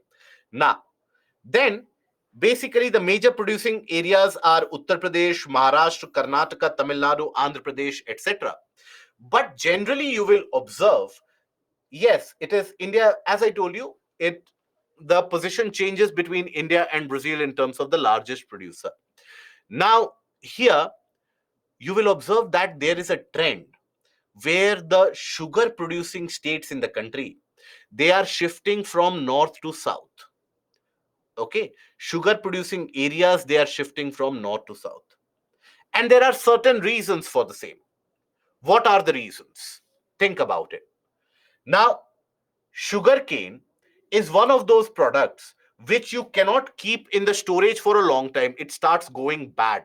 It starts getting degraded and decomposed very quickly. So you need to have the sugar mills very close to the production centers. So all the sugar mills, along with the sugarcane production, is shifting to the south. The first reason is that these climatic conditions, while they are prevalent in North India for around 6 to 8 months, they are prevalent in South India for majority of the time. Almost throughout the year, you have such conditions which are prevalent, isn't it? So the temperature conditions are conducive throughout the year. If the temperature conditions are conducive, the sugarcane which grows, that is also better in terms of its quality. So there, the sugarcane which grows has also got higher sucrose content. It has been found out that the sugarcane which naturally grows in the southern part of the country, in many of the areas, it has got high amount of sucrose content. Sucrose is what provides that sweetness. Then, in the southern part of the country, you have better infrastructure in terms of farm to production center. Infrastructure in general is much better, right? The road connectivity, etc., the electricity supply for the mills, etc., is much better. So it is much more profit making business in the southern part of the country. Here in the southern part of the country, you will find lot of various different mills, corporations, etc. They run very smoothly in an organized manner, whereas in many of the northern parts of the northern states of the country, that is not to be the case. So, because of all these reasons, in general, the sugarcane producing areas of the country, they are shifting from north to south. Is that understood? Molasses and bagasse, they are the residues, the byproducts that you have after the sugar is extracted from sugarcane. If ever you happen to venture into the region of Punjab, and that is the area where it is very prominent. If ever now, obviously, Amritsar, the Wagah border, Atari, etc., these are the places that many people would visit generally. If ever you happen to be in that area, do travel by road. When you travel by road, you will find on the roadside across the large sugarcane farms, you will find these small sheds or houses of sorts where that sugarcane is continuously being utilized and processed to produce sugar. There you have a lot of bagasse and molasses on the sides. Now, there, why I suggest you those places is they will, first of all, if you go there, they will offer you, out of pure gratitude and out of pure benevolence, they will offer you different types of sugar to taste. And that is brown sugar where sulfur has not been added. That is not bad. And that is, in fact, good. And there, they will also offer you various different types of jaggeries to taste. Plus you get this very refreshing sugarcane juice as well. So do visit sometime. When you do visit these, even you will observe this same kind of practice in the region of the Godavari Delta, but there the kind of benevolence is not so significantly high because there is a large amount of commercialization there. But if you happen ever to make a plan or a trip around Amritsar, Jalandhar, Ludhiana, or Wagah border, do visit these sugarcane farms. A very good place to visit. Okay. So, yes, so those of you who are from that area, you would attest to that, right? So, that is basically where they will generously offer you that these are the various different types of jaggeries that we have produced. What do you think of the taste? What is there that we should do in this? And they will seek your opinion as well. It is a kind of a very nice feeling that you get after that. Anyways, coming back to it.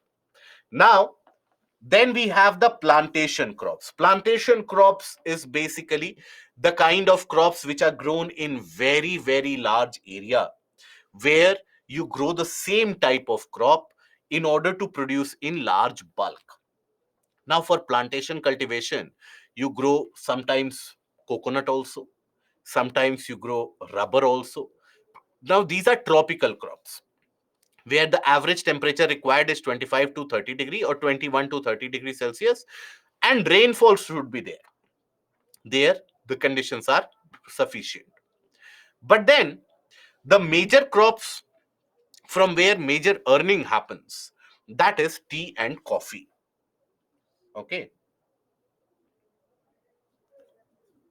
tea and coffee. Okay, you need a break. Okay, okay. So we take a break, and we'll be back by around 7, I guess. Okay, so then we will continue. Till that, I put the previous slide. Okay, I'll put the previous slide. We'll take a break, and we'll be back in 10 to 15 minutes. Okay.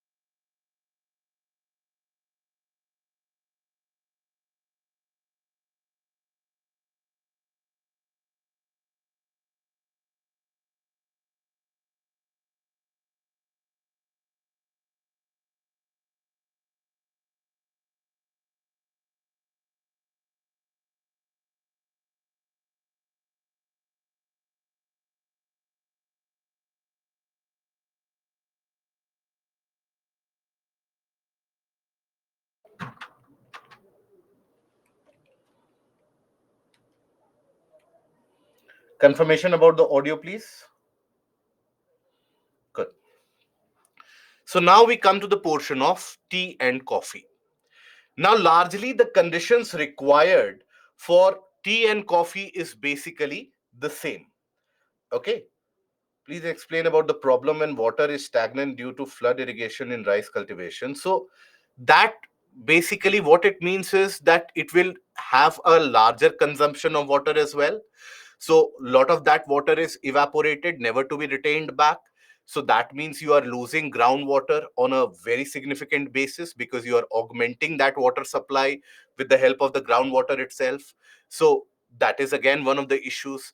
And when that water is stagnant over the region of the plants, now plants will produce their own biotic components which will end up producing methane. So that methane is trapped in the water, and when that water evaporates, methane is released back into the atmosphere, and methane is a greenhouse gas. So it increases global warming as well. Okay. Where is the production? How much is also asked? No, no, Roshan. Okay. Now, how to know which is the tropical crop? Generally, you will observe the crops such as rice, sugarcane, etc. These are tropical. In many of the cases, millets also largely tropical. So here, when we talk about tea and coffee, as I told you, the conditions required are largely similar, where the ideal temperature conditions here, temperature conditions is around 21 degrees Celsius to 28 degrees Celsius or 27 degrees Celsius. Coffee grows in slightly warmer conditions, 25 to 30 degrees Celsius. Then rainfall, both of them require on an average around 150 centimeter of rainfall.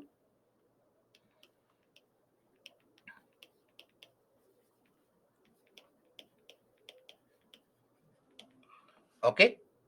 In which crop India produces large amount? Rice, wheat, pulses. We are amongst the largest producer. Milk products. We are amongst the largest producers across the world. Okay. Feedback form, yes. So before I forget, the announcement about the feedback form as well. So a feedback form would be generated, and I'm sure most of you would be aware about the what to do in the case of the feedback form. So many of you have been attending the morning sessions for economy as well, evening sessions for geography as well, the weekend sessions as well. Whatever has been your experience, the feedback sheets are there generated to you. Please do give us the feedback, and do fill it up, do send it back to us. Your experience about the classes, how the learning has been, whether you have managed to learn something out of it or not, or whether it has been the case that you have sat through the 23 sessions that we have had and still you have no clue. So that is why the feedback sheets are important.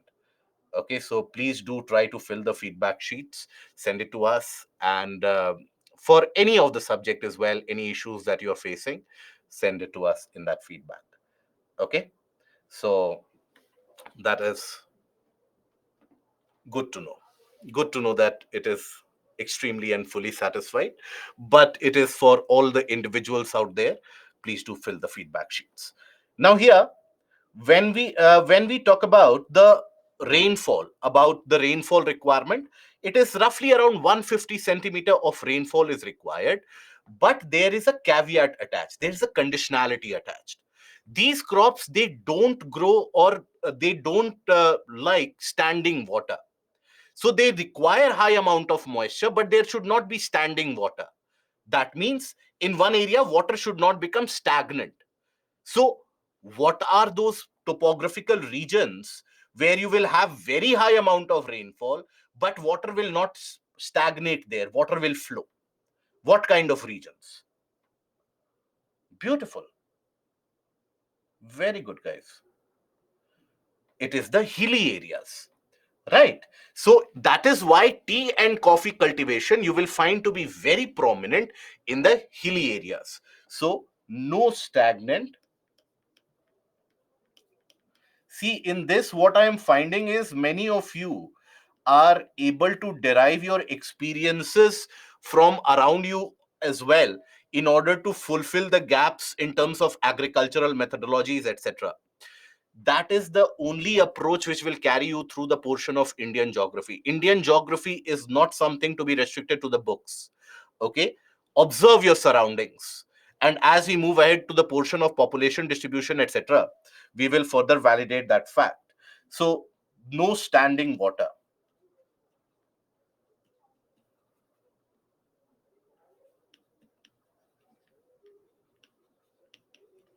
No standing water. As a result of that, this will grow in slopes, hill slopes.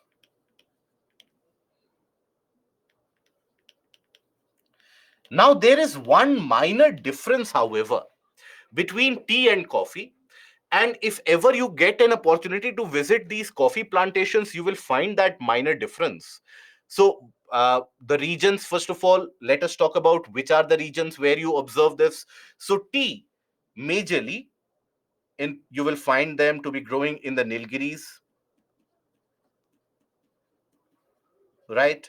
Then in the Nilgiris, that is in the congruent zone of Karnataka, Tamil Nadu, Kerala border, in those areas from the region around Munnar to Uti, in all those areas, you will find that tea cultivation and tea plants. Then, other than that, in the northern reaches around Himachal, Assam, North Bengal, and also parts of other northeastern states as well. Okay, whereas coffee is largely concentrated where the temperature is found to be in this range, so largely around the region of Karnataka, parts of Kerala, parts of Tamil Nadu, that is around the region of Nilgiris.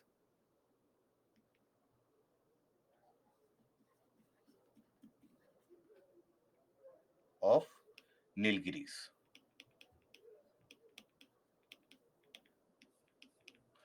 Okay, now here what you experience is the difference between tea and coffee is, while tea can grow in the exposure to natural sunshine very easily, but coffee doesn't grow well when it is exposed to direct rays of the sun. So coffee plants grow well under shade. So coffee plants grow well, grow well under shade. That is why in majority of the coffee plantations, so again, if you have to visit coffee plantation, ideal places to visit: Chikmagalur in Karnataka, Coorg in Karnataka. Even if you go to Wayanad in Kerala, there also you will find many of the coffee plantations out there. Even in certain areas of Uti as well, you will find that. So in that entire Congress zone, so you will find wherever coffee plantation is there, it will be easily distinguishable from the tea plantation. In the case of tea plantation, you'll find the lush green tea gardens giving you a very picturesque scene to say. But then when you talk about the coffee plantations and the coffee plants, so these coffee plants, they grow under the shade of a larger tree. So that is why you will find that people, they grow some kind of a tree, and underneath that tree you will have a series of coffee plants which are out there.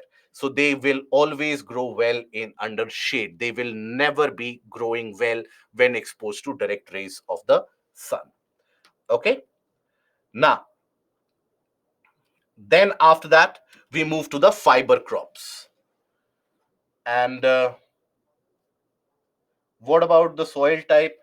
Generally loamy soil or any kind of soil which is well drained. Okay, is that the reason why the South Indians have coffee in morning instead of tea? So it is tea is also produced in the Nilgiris of one of the finest quality out there. So it is not, but basically coffee is very prevalent. And that is why, again, filter coffee is one of those areas. Today, we will be able to complete agriculture. Don't worry. Megha, I'm an account student. My starting days, I have nothing understood in geography, but now not any problem. Okay.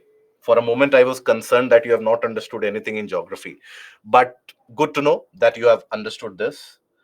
Okay. So basically, now coming back to it, that is fiber crop. What is fiber crop? And before that, again, humble gratitude for all the series of good comments that you are writing, but please understand this is not the last session. Tomorrow again we are meeting, and we are also going to meet again next Saturday, that is on 2nd, for a special doubt clearing session. We are going to meet on next Saturday, maybe for a separate mapping module also. We will have a separate class next Saturday, but we are going to meet again tomorrow. We are going to meet again on 2nd as well. I hope that is not too much of a burden for you. Now, when we talk about fiber crops, these are those crops from which fibrous materials can be extracted, which can be utilized for the manufacturing of, let's suppose, bags, right? Apparels, clothing apparels out there. So, generally, you have cotton and jute, which serve the purpose of fiber crops. But even coconut. Now, the outer shell of dried coconut, if you would have seen, now, that outer shell of dried coconut is also sometimes used as a fiber to manufacture various different types of ropes, baggages out there, right?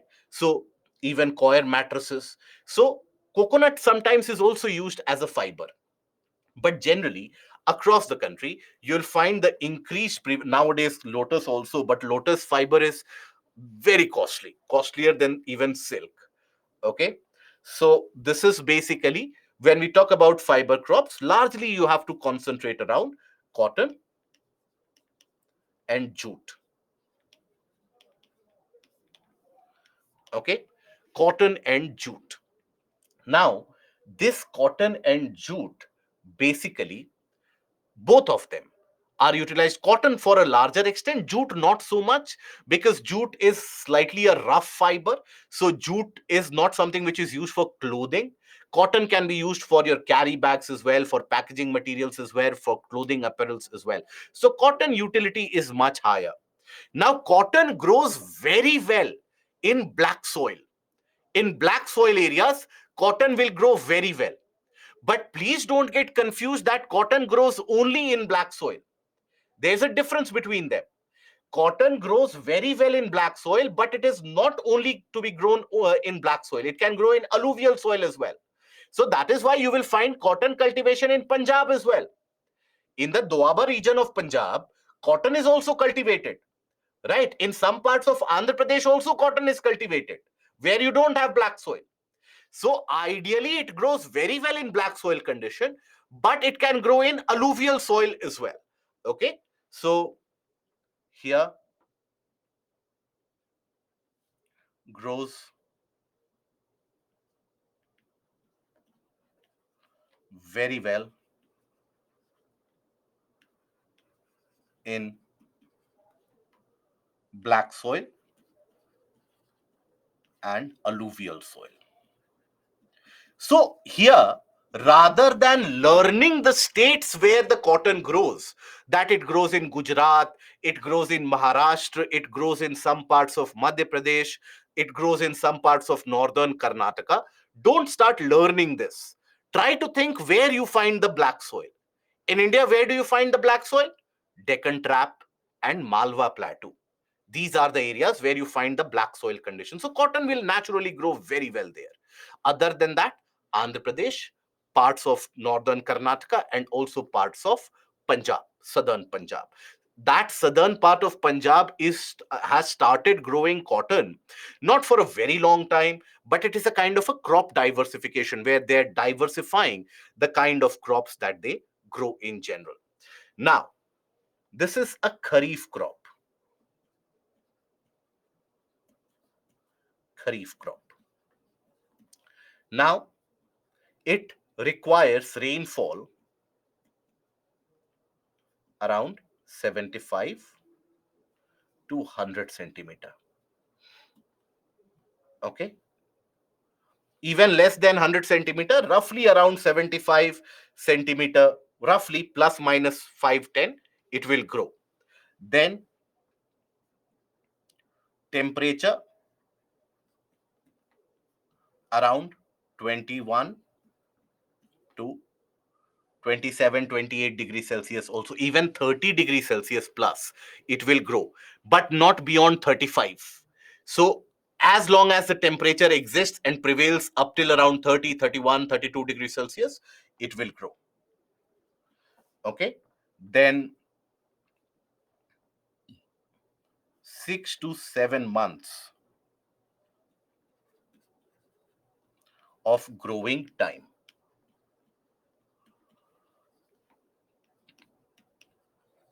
Okay. It does require around 6 to 7 months of growing period or a growing time. Okay. It cannot basically, so for those 210 days, it requires absolute frost free conditions. That is, the ground should not freeze up during the winter. So in those conditions only, it will grow. So 210 days of frost free conditions. Frost, we all would have known by this time, right now, that what do we mean by frost? When the temperature reduces below freezing point, and then after that condensation happens, then rather than dew formation, you observe the frost formation. Okay. So frost is very bad for cotton. Okay.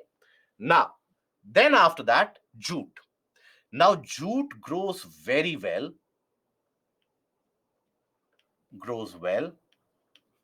in well drained newer alluvium, that is khadar soil. A very well drained newer alluvium. So for a long period of time, the center of jute production would be those areas which would get flooded every year, so that there would be enough new silt and sediment which could support jute, because it extracts a lot of fertility out of soil. The region around Murshidabad would be the hub for jute productivity and jute production to happen. So here also the rainfall requirement is very high. Rainfall requirement 150 centimeter. And this is the crop which benefits from the pre-monsoon showers.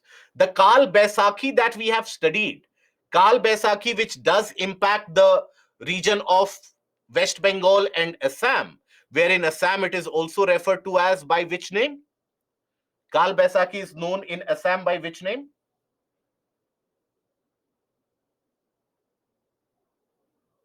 Yes, it is Bardoli Chira.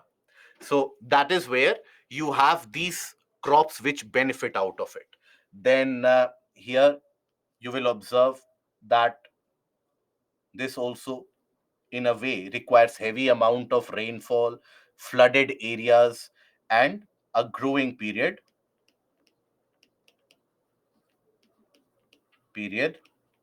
of 5 to 6 months. Here you will find regions, for example, Assam, West Bengal. West Bengal used to be the hub of jute production. In fact, we will study in the next module, and that how the industrialization of the entire region of Kolkata, that was initiated in 1855 by establishment of the first jute processing mill, which was established in Rishra. So that is where the industrialization process began, and other industries they pitched in, they came in. Tea processing industries they also established in that region, and hence the entire Hooghly corridor that you have of industrialized area, that happened after the jute production. Assam, West Bengal, parts of Bihar,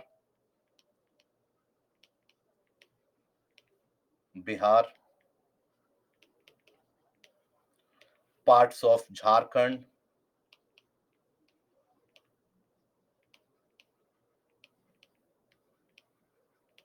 and Odisha. Okay. Cotton growing areas, we have already seen, isn't it? So you have Gujarat, Maharashtra, Madhya Pradesh, Punjab, parts of Karnataka, and parts of Andhra Pradesh.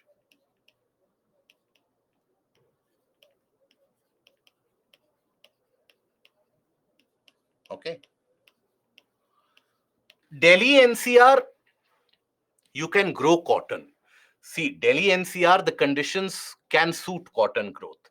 But Delhi NCR, the problem is that many areas of cultivable lands are not left anymore. And whichever lands are left, there you have food grains which have been which are being grown, or in the case of the Yamuna floodplains, you have vegetables which are being grown. So that is a different aspect altogether, but the conditions are prevalent. Okay. Temperature for jute, again, in the higher extent, 25 to 30 degrees Celsius. That is the temperature.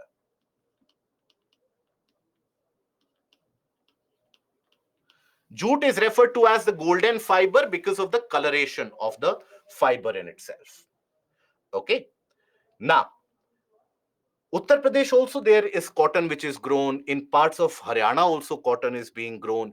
Please understand, there's a difference between the areas where the growing regions and the areas where they can be grown. Areas where they can be grown, let's suppose in my backyard also I create a condition where I can grow these crops. But that doesn't mean that state becomes a growing region. Okay, so understand that difference overall. Temperature for jute, 25 to 30, 32, 33 degrees Celsius, jute will grow. So then we come to sericulture. Sericulture is basically rearing of the silkworms to produce silk. That process is sericulture. And silk is also a kind of a fiber. Silk is also used for purposes of manufacturing of apparels, for your interior decor, etc. Now, this silk industry, that provides employment opportunities directly or indirectly to close to around 6 million people out there. Okay, so the employment opportunity is quite significant. It is very, very high.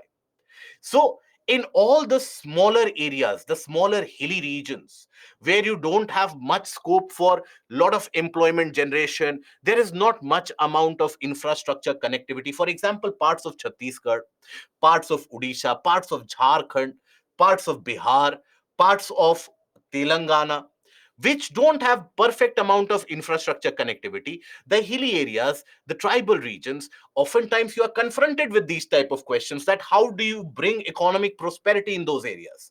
So sericulture is one of those methodologies. So how is it that silk is produced? So the process is simple. It has been produced for thousands of years now.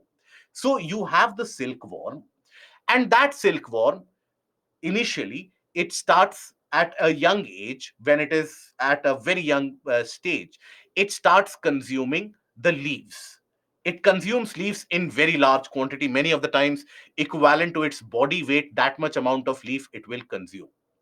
Now, after some time, it goes into the stage of metamorphosis where it grows into an adult. But before that, it wraps itself around in a cocoon like structure, kind of an envelope like structure. And how does it wrap itself? It secretes that thread from its mouth, and it continues to weave that thread around itself so as to completely hide itself from the outside surrounding. And then in that cocoon, that body matures. Now that cocoon is utilized. That cocoon is put into boiling water. And there, very slowly, that thread which has been wrapped around, that thread is extracted. That is the thread which is silk.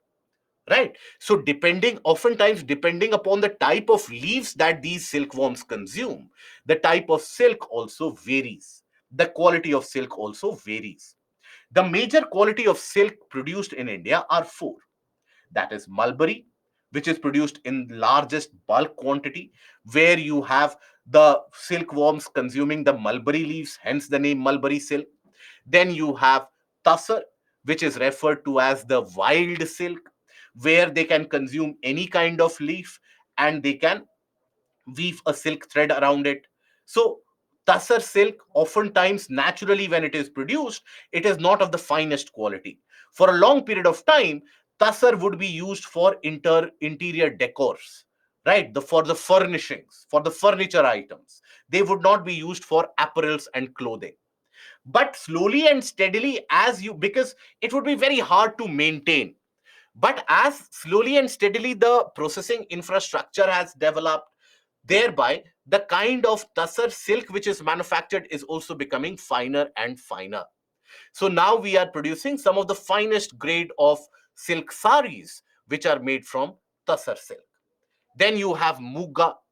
Muga is chiefly produced in the region of Assam, and that is what is also referred to as royal silk, because muga silk would be used. It is something which is dull white in colorish appearance, and it would be used traditionally for dressing up the royal Ahomian households. Right, the royal Ahomian culture that you have, the royals of the Ahom culture, they would always use that muga silk. There you have the name muga gaining the name of royal silk. Okay, it is again very difficult to maintain. Then you have Eri. Eri is also what is referred to as the peace silk. The- it is also Inadi silk as it is referred to. This is the only variety of silk. Why it is referred to as a peace silk is not because it after you wear it you start promoting peace in the world. Not because of that, but this is the only method of production of silk where you don't have to kill the silkworm in the process of extraction. Okay, so these are the four major varieties of silk produced in the country. The major type is mulberry. This is produced in majority. In majority. This is the one which you generally encounter in the various different types of silk saris out there, silk apparel, silk kurtas out there. So it is of mulberry kind in majority. It is the most prominently used. Here, the worms they feed on mulberry leaves. Then you have the mugga, which is produced in the region of Assam, right? It is also referred to as the royal silk. Then you have tassar, which is the wild silk, where they feed on any kind of leaves. Observe where tassar is produced: Bihar, Uttar Pradesh, Madhya Pradesh, Chhattisgarh, Jharkhand, Odisha, parts of Telangana, parts of Maharashtra, the Vidarbha region of Maharashtra, Andhra Pradesh, the areas which are not particularly well to do in terms of economic and social developmental parameters. So, the next time when you face a question not from geography but in the form of society, where the question oftentimes is framed: what can be done to improve the level of income in these tribal areas, in the areas which are economically socially backward? Sericulture is one of the solutions that, if you are able to provide, that will be an interconnect not only from geography, but it will be a significant departure from what the rest of the people will be writing. Rest of the people will be writing about increase the service sector, increase the opportunity for them by infrastructure, connectivity, construction activities, that you will also write.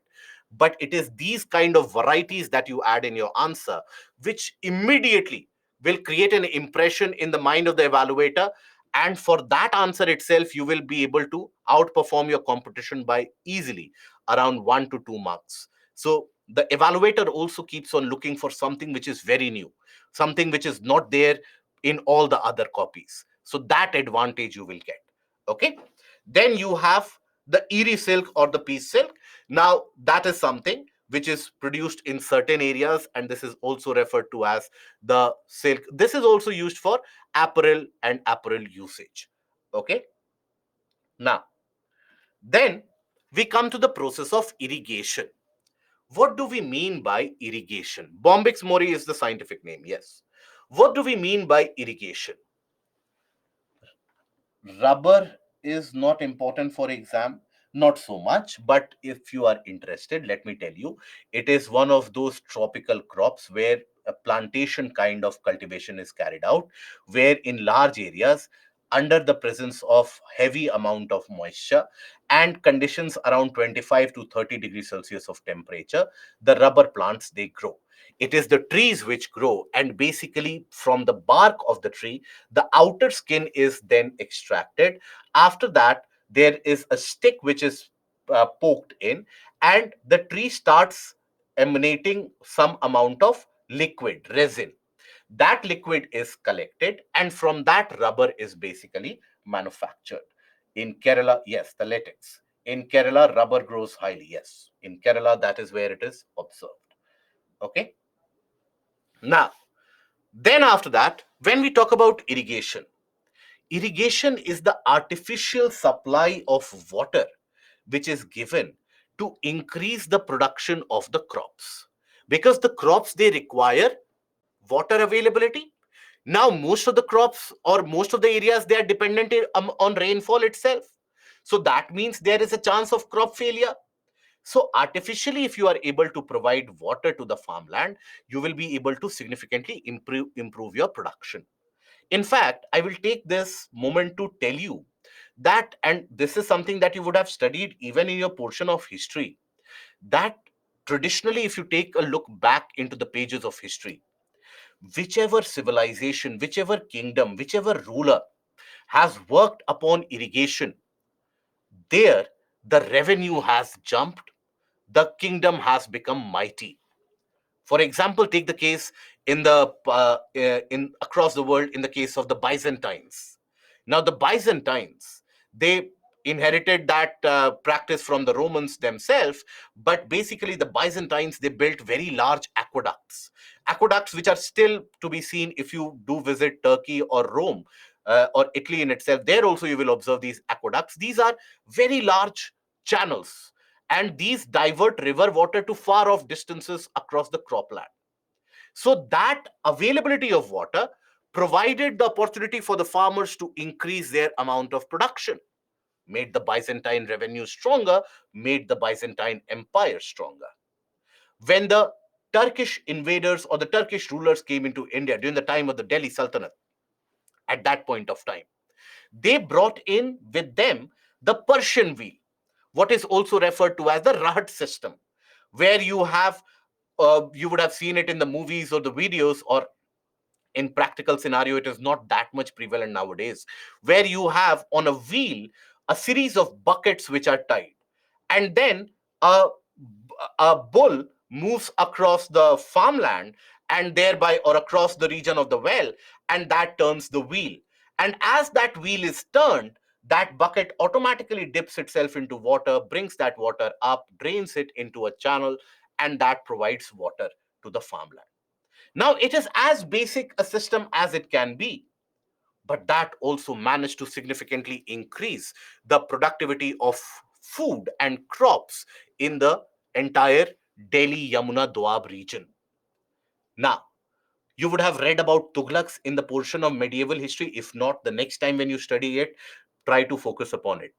Firoz Shah Tughlaq, he is credited with the establishment of a canal, and in the region of Haryana, and that canal system also augmented the production.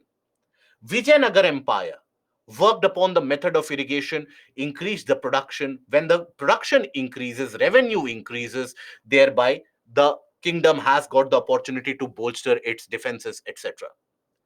So, in the much modern era, during the 1800s, late 1800s, in modern history, you would study about the canal system and the canal irrigation developed in the present day Pakistan region of Punjab.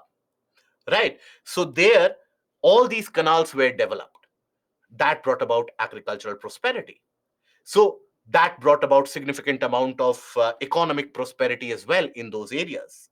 So irrigation is always associated with increased crop productivity. In India, sadly, around 60% of the farmlands, we don't have access to irrigation. Around 60%, 55 to 60% of the farmlands, they are still dependent on the rainfall. That if rainfall will happen, our crops will get water, otherwise they don't.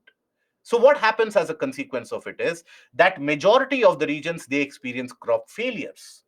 They experience drought like conditions. Climate change means unpredictable weather scenarios are going to occur at much greater frequency. Now, traditionally, as India became independent, now, if you talk about the ancient part, during the time of the Mauryans themselves, you have evidences of that, that you had the development of wells, the wells from which you can physically extract water. So that was developed for a long time. But then canal system started being developed. Modern India, independent India, immediately thought about increasing that canal area. And those many regions in the periphery of Delhi, they started experiencing the building of widespread level of canals. But there was a problem with canal irrigation. The problem was that while it could carry water from a far away distance, it was very costly to build, and they're also getting permanent amount of stable amount of water availability. That would always be a tough task, because in canals, evaporation is a major factor, loss of water due to evaporation. And there in the late 70s and 80s, you came across a scenario where in many states such as UP, Bihar, etc., you had many of the canals which were completed on paper. On paper, it was executed and completed. But when you went onto the ground, there was not an iota of canal. So there was a large scale of political administrative mismanagement, corruption to the widest scale. Now, here again, I'm not making any political statement. I'm not making any state sensitive statement. So, if you are sensitive about any particular state, let me in itself, in the beginning itself, tell you whichever state that you belong from is the best state in the country.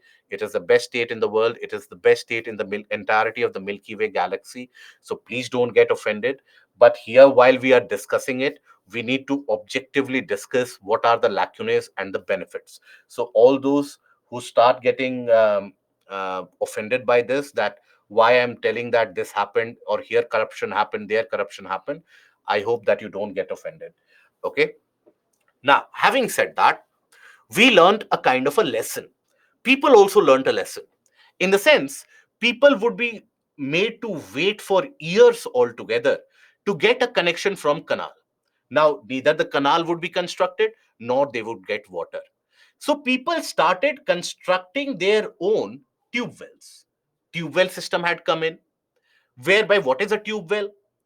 Tube well is just like a well system. The difference is that rather than physically extracting the water with the help of a bucket system, you drill a pipe into the underground water region. And with the help of a motor set, you extract that water from the underground and spray it around or use it for cultivation. So that is a tube well. Now, when you have tube well, it provides you with flexibility. You are not dependent on the government anymore.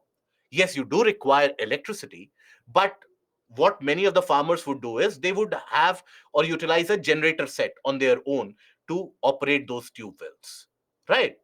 And then those tube wells would provide them water whenever they would want, not dependent on the canal water. So from 1960s onwards, tube well started becoming much more prominent method of irrigation. Till 1960s, canal system was the most prominent method of irrigation. From 1960s onwards, tube well started becoming very prominent. But then, over a course of 3 to 4 decades, lessons were learned from there as well. The practice was, which everybody knows about it, all those associated with even remotely with the farming community or the practice of farming, you would know about it, that the general practice is that during the night you switch on the tube well, you go to sleep, have a nice sleep, put on an alarm at 4:30 or 5 in the morning, switch off the tube well. Till that point of time, your entire land would have been watered. Now that led to immense amount of wastage of water. That meant a lot of water is put into those areas where it is not even required. The soil started turning saline. So then came the modern methods of irrigation, what is also referred to as the sprinkler and drip irrigation.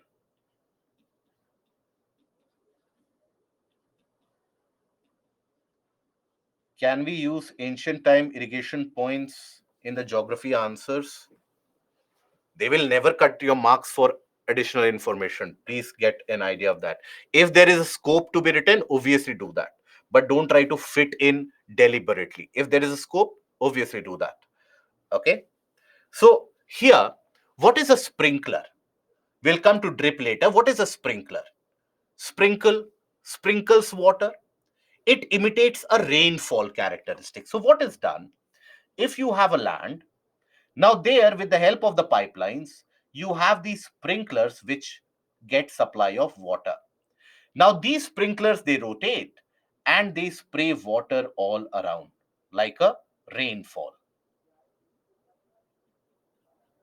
If ever you go to a hockey match or a hockey stadium, nowadays even in cricket stadiums in many of the places, football stadiums that you go to, these sprinklers, or in gardens that you go to, so these sprinklers are oftentimes used. So this is for conservation of water. These are your sprinkler systems. Okay, these are your sprinklers. Why sericulture is not done in northern India? Agriculture is the mainstay there. Okay, the crop cultivation is the mainstay. The vegetation, anyways, natural vegetation is very less, almost absent in the northern part. That is why. Then we have drip. You would have seen or witnessed a drip. Generally, for medical terminologies, drop by drop it starts falling. Now this works on a very basic fundamental, that if I have a farmland, and here, let's suppose I have a crop here, let's suppose I have a crop here, I have a crop here, I have a crop here. Now, water is required in this place, in this place, in this place, and this place. Water is not required here. Water is not required here in between. Water is not even required here or here. So this drip system works upon this fundamental. So what is done is that a pipe is laid. A pipe is laid running across this entire network. And through that pipe, water is supplied. Drop by drop, water falls directly at the roots. Drop by drop. This ensures there's a greater utilization. Now, government has made it a kind of a policy, more crop per drop. So that is also what works here. To add on to that, you also have the factor where you don't have the over irrigation carried out. And also, many of the times, in many of the cases, you would have seen that the prevalent practice is that you dump so much of water with a certain amount of force that there's a soil erosion as well. The roots start getting exposed, then the plant will die. So that soil erosion also doesn't happen. Now, this also provides you with a unique facility and an ability where you can supply, or what you can do is that in the water, you can mix certain amount of fertilizers. And those fertilizers which are soluble in water, obviously those fertilizers, you can mix those fertilizers into water which are soluble, pass them through the pipeline. Now, these fertilizers, as much quantity as you want, they will be supplied directly at the roots. So there will be greater efficiency. That process is what is referred to as fertigation.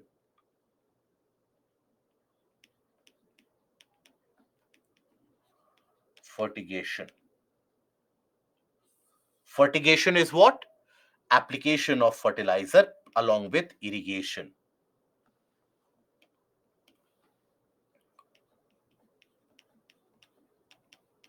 Application of fertilizer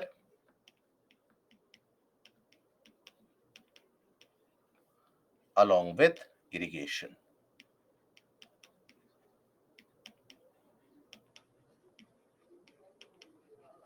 Yes, there was a question asked from this. I think it was in 2020 prelims when a question was directly asked from this. So that again tells you that how the portion of current affairs becomes relevant. That is why I suggest to you, do get a read of Down to Earth magazine. That is very enriching as an experience. It will help you in the portion of environment, geography, and the portion of current affairs, the newer developments which come in. Do try to get a hold of that magazine. Okay. This system is very good for, it helps save a lot of water as well.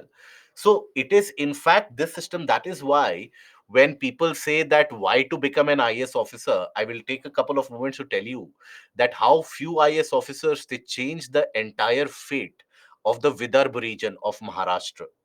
Vidarbha region, that is the eastern part of Maharashtra, that is very drought prone.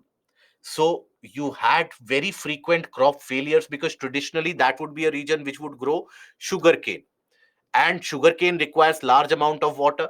They would be dependent on availability of rainfall. Rainfall won't come, the crops would fail. They would go to the money lenders, borrow more money. This would continue, end in farm suicide. So when it was later on realized, then what the bureaucrats they took as a decision is that okay, we will give you the loans at very cheap rates. We will give you loans very easily, provided you install that fertigation system or drip irrigation system, and secondly, change your crop from sugarcane to millets so that they are more resilient to dry conditions. And then after some time, after a few years, the rate of farm suicides they did start coming down. So that is why once you become one of these bureaucrats or is officer, you have the opportunity to change hundreds and millions of lives. So all those of you who say that the motivation level goes down, whenever it comes down, imagine what you can do once you become an is officer, the lives that you will change. That is something unparalleled. Okay, now then, the sources of irrigation. Now, the sources of irrigation which are available, which are utilized in an area, that is very much a sum product or a dependent on the geography or the topography of a region. Let me cite an example. Suppose I talk about the alluvial soil. Here I have alluvial soil. Okay. And here groundwater is available at a depth of, let's suppose, 20 feet, as it is available in many of the areas in northern parts. And then I talk about peninsular plateau,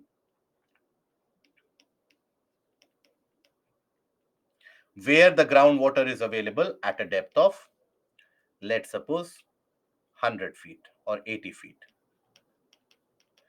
Now, out of both of these two places, let's name this A, let's name this B. Out of A and B, where do you think installing a tube well would be easier? Where do you think? A or B? Always A, right? Because digging into the soil is easier as compared to digging into the hard rock, and water is available at a lower level, right? So the geography of a place decides which kind of irrigation is easier. Now, what is a tank? Tank is where you are supposed to collect water by surrounding a particular region so that water is collected there and then you use it during the dry condition. Now, if I ask you, building a tank like structure is easier in which of these places, A or B? Where is it that building a tank like structure would be easier? Perfect. It is B. Because in A, if you construct a tank, all that water will start seeping. So you need to cement the bottom as well. Higher cost. Here, all you need to do is collect some stones. All around it, collect some stones. Water will automatically get accumulated in that region. So that is why you will find that tank irrigation is much more prominent in the region of Telangana, in the region of Andhra Pradesh, in the region of Karnataka. And the tube well irrigation is much more prominent in the portions of northern India. It is a different matter altogether. With the development of technology now, even in Karnataka, Telangana, Tamil Nadu, everywhere, people are starting to dig a lot of tube wells. But that is a different matter altogether. But generally, a common choice is made out of the geographical realities of a place. So different sources of irrigation are developed or used depending upon the topography, such as rainfall, availability of surface or groundwater, nature of rivers, requirement of crops, etc. So you have wells and tube wells, canals, tanks, and other methods. So here you will observe that tube wells and well system, that is the most prevalent method of irrigation still used across the country, with more than 46% of the irrigational requirements met by tube wells. Overall, still understand, majority of the farmland of our country does not have, I will repeat, majority of the farmlands across the country does not have access to irrigation. They are still dependent on rainfall. Out of the areas which have availability of irrigation, you have tube well as the major source. Okay, so this is the difference between well and tube well. In the case of the well, you don't need to use a motor set or a pump set. In the case of a tube well, you do use a motor to extract water. So tube well allows you with the flexibility to extract water from a greater depth, which was not available in the case of a well. You cannot dig a well for 100 feet and then start lowering the bucket to the region where water is not even visible. That can be done with the help of a tube well. So tube wells, bore wells, etc., they come into the same category. So basically, they help you to extract water from a much greater depth as well. These are the regions where you have a significant amount of tube well utility in high amount, in high quantity, plain areas, if you will observe. Then when you talk about canal system used to be very prevalent up till the 60s. Here you divert the river water to make the water available for the nearby farmlands, right? But the problem would be that if the river level in itself would be low, then what? Then land acquisition would be very significant task or a hurdle. Now, just to give you an example, those of you belonging from the state of Uttar Pradesh would vouch for it. In Uttar Pradesh, you have a canal irrigational system. The project was initiated in the 70s, right? In the mid to late 70s. And it was completed last year, inaugurated last year. Think about it. So that project completion took around 40 years for building a canal. Shah Jahan managed to construct the entirety of Taj Mahal in 22 years. And we managed to construct those canal in a span of close to around 40 years.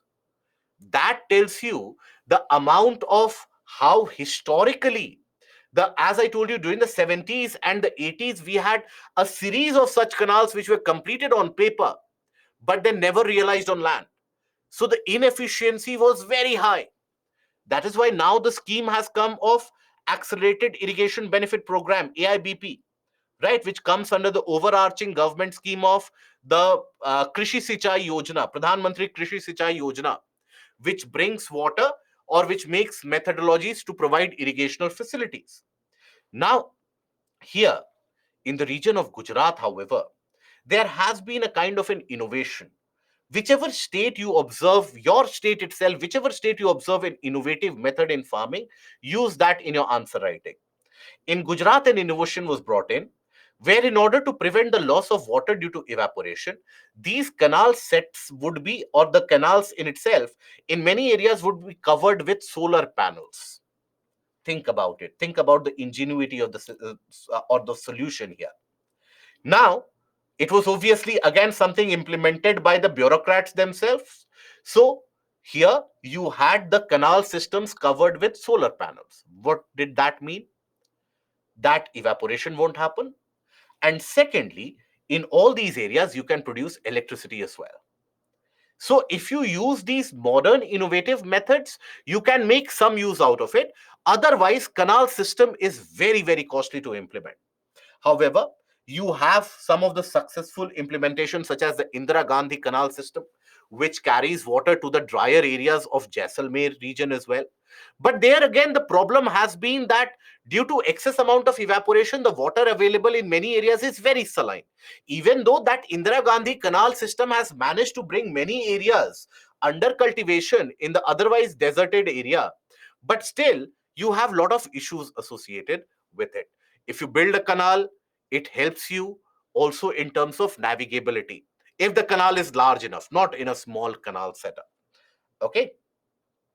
Now, after this, do we have to learn all the canals name? So you already have received the answer for that, Kanaya, isn't it?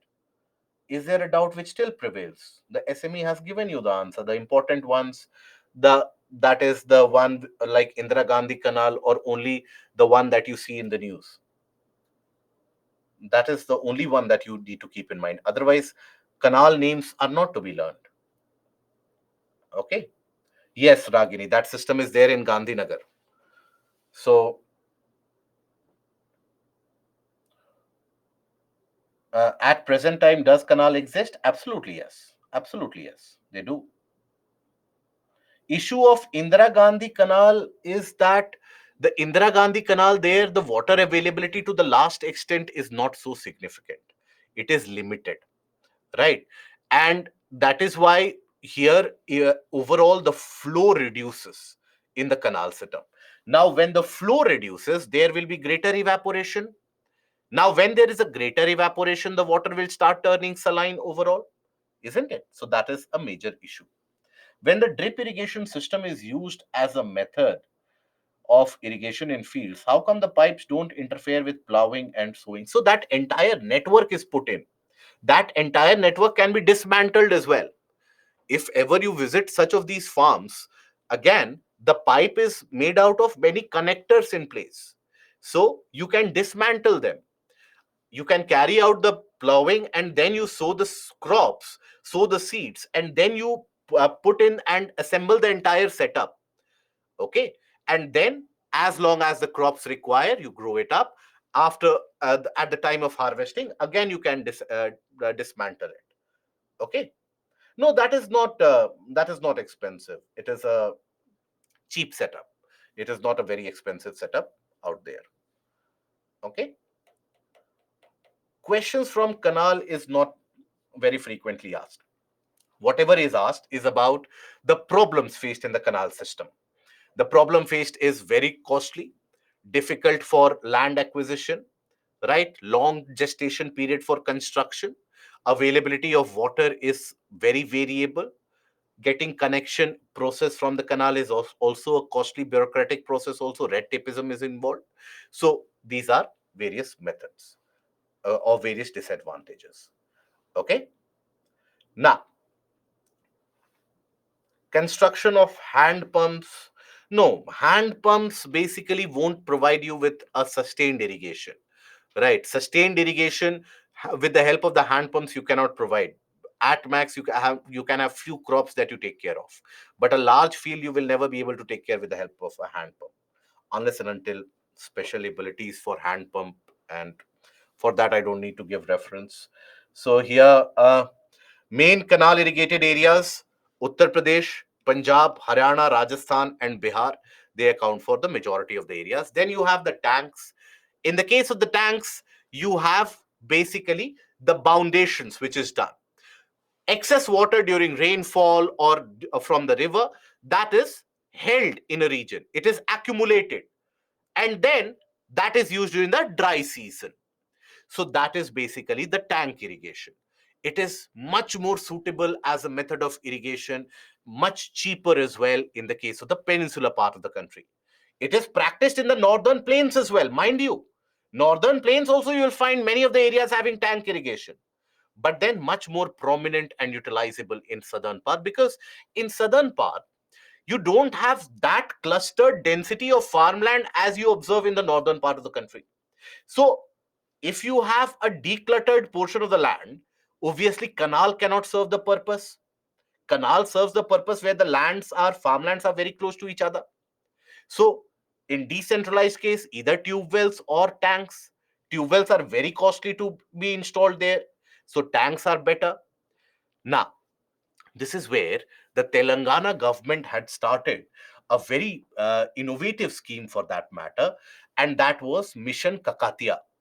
Now, under Mission Kakatiya, Telangana government wanted to instill the construction of more canals, more tanks, so that people become water sufficient, or the regions become water sufficient. But along with that, they also provided a kind of a further innovation that do one thing. In those tanks where the water is accumulated, why don't you grow fishes? Why don't you rear prawns, shrimps, and fishes there? That would also serve as a mode of income for you. You can sell them. So, this is all to augment the farm income, to improve the level of farm income. Okay, so these schemes you can always, so whichever state scheme that you come across or the central government scheme that you come across, which appears to be very innovative out there, that is why you read these magazines. So that's something you can highlight. Okay, now then tank irrigation is popular in the peninsular part of India, where in the region of Telangana, Andhra Pradesh, Tamil Nadu, these are the leading states. So this is the leading portion. But as I told you, also observed in northern part of the country, but significantly in the portion of Jharkhand, that is in the Chota Nagpur plateau, also you will find this. Now, the agricultural productivity and efficiency. So when we say the agricultural productivity or efficiency, so what is it? So, in any piece of land, let's suppose I have a piece of land here, right? Someone else has the same piece of land, right? Now, here I produce, let's suppose 40 kg. Here, someone produces 20 kg. So, obviously, the efficiency is higher here. How do you measure that? You measure that with a quantity which is oftentimes referred to as the yield per hectare. Per hectare, what is the yield? Now, there are various different terminologies and measuring methodologies which are used to define that. One of them is cropping intensity. That in one farmland, in one piece of farmland, how many times are you able to bring that under cultivation within the year? Whether you are going for monocropping or you can go for multi-cropping. That is cropping intensity, right? So, what is that? So basically, it is number of times a piece of land is cultivated in a given year across the various different cropping seasons.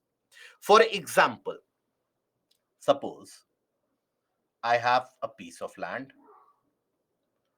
Let's suppose its area is 1 acre. Now, cropping intensity is expressed as what? It is the ratio of the gross cropped area upon the net sown area multiplied by 100, because it is calculated in percentage. So multiplied by 100.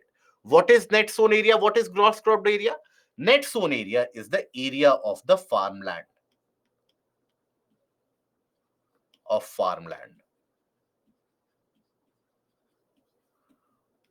So in this example, what is the net sown area? It is 1 acre. Gross cropped area, that is in total throughout the year, what is the area that you have cultivated? So throughout the year,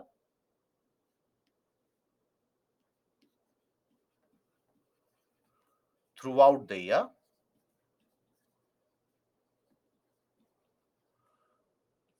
area cultivated.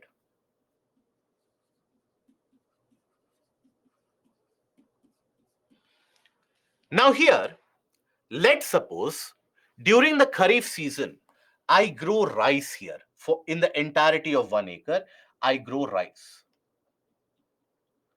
I harvest it.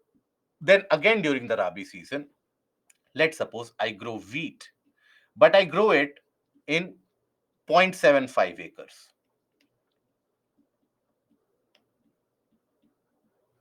Rice I have grown in 1 complete acre. So in 1 year, if I ask you, what is the total area that I have cultivated? What will be that in 1 year? Total area cultivated will be what? Good. It will be 1.75, isn't it? Total area cultivated will be 1.75 acres. That is my gross cropped area, isn't it? This is my gross cropped area.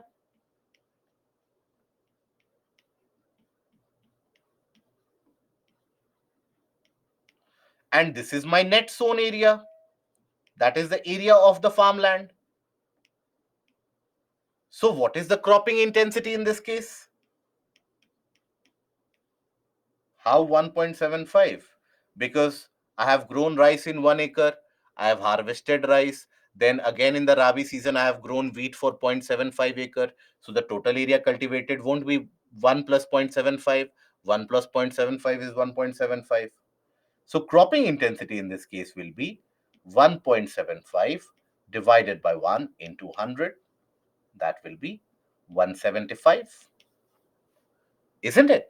So that means we are bringing this particular piece of land into cultivation for more than once during the year.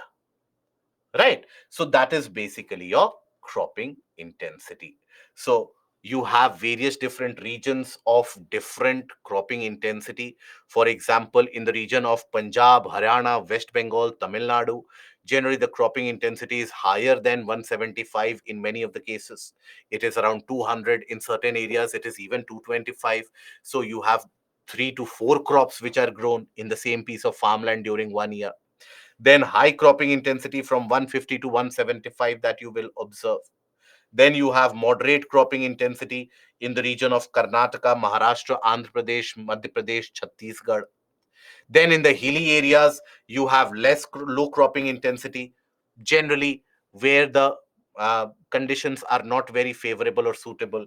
So Gujarat, Rajasthan, Jammu Kashmir, in all these areas, you have a low cropping intensity out there, isn't it? So that is how the cropping intensity gives you an idea that how many times within the year a region has been brought under cultivation.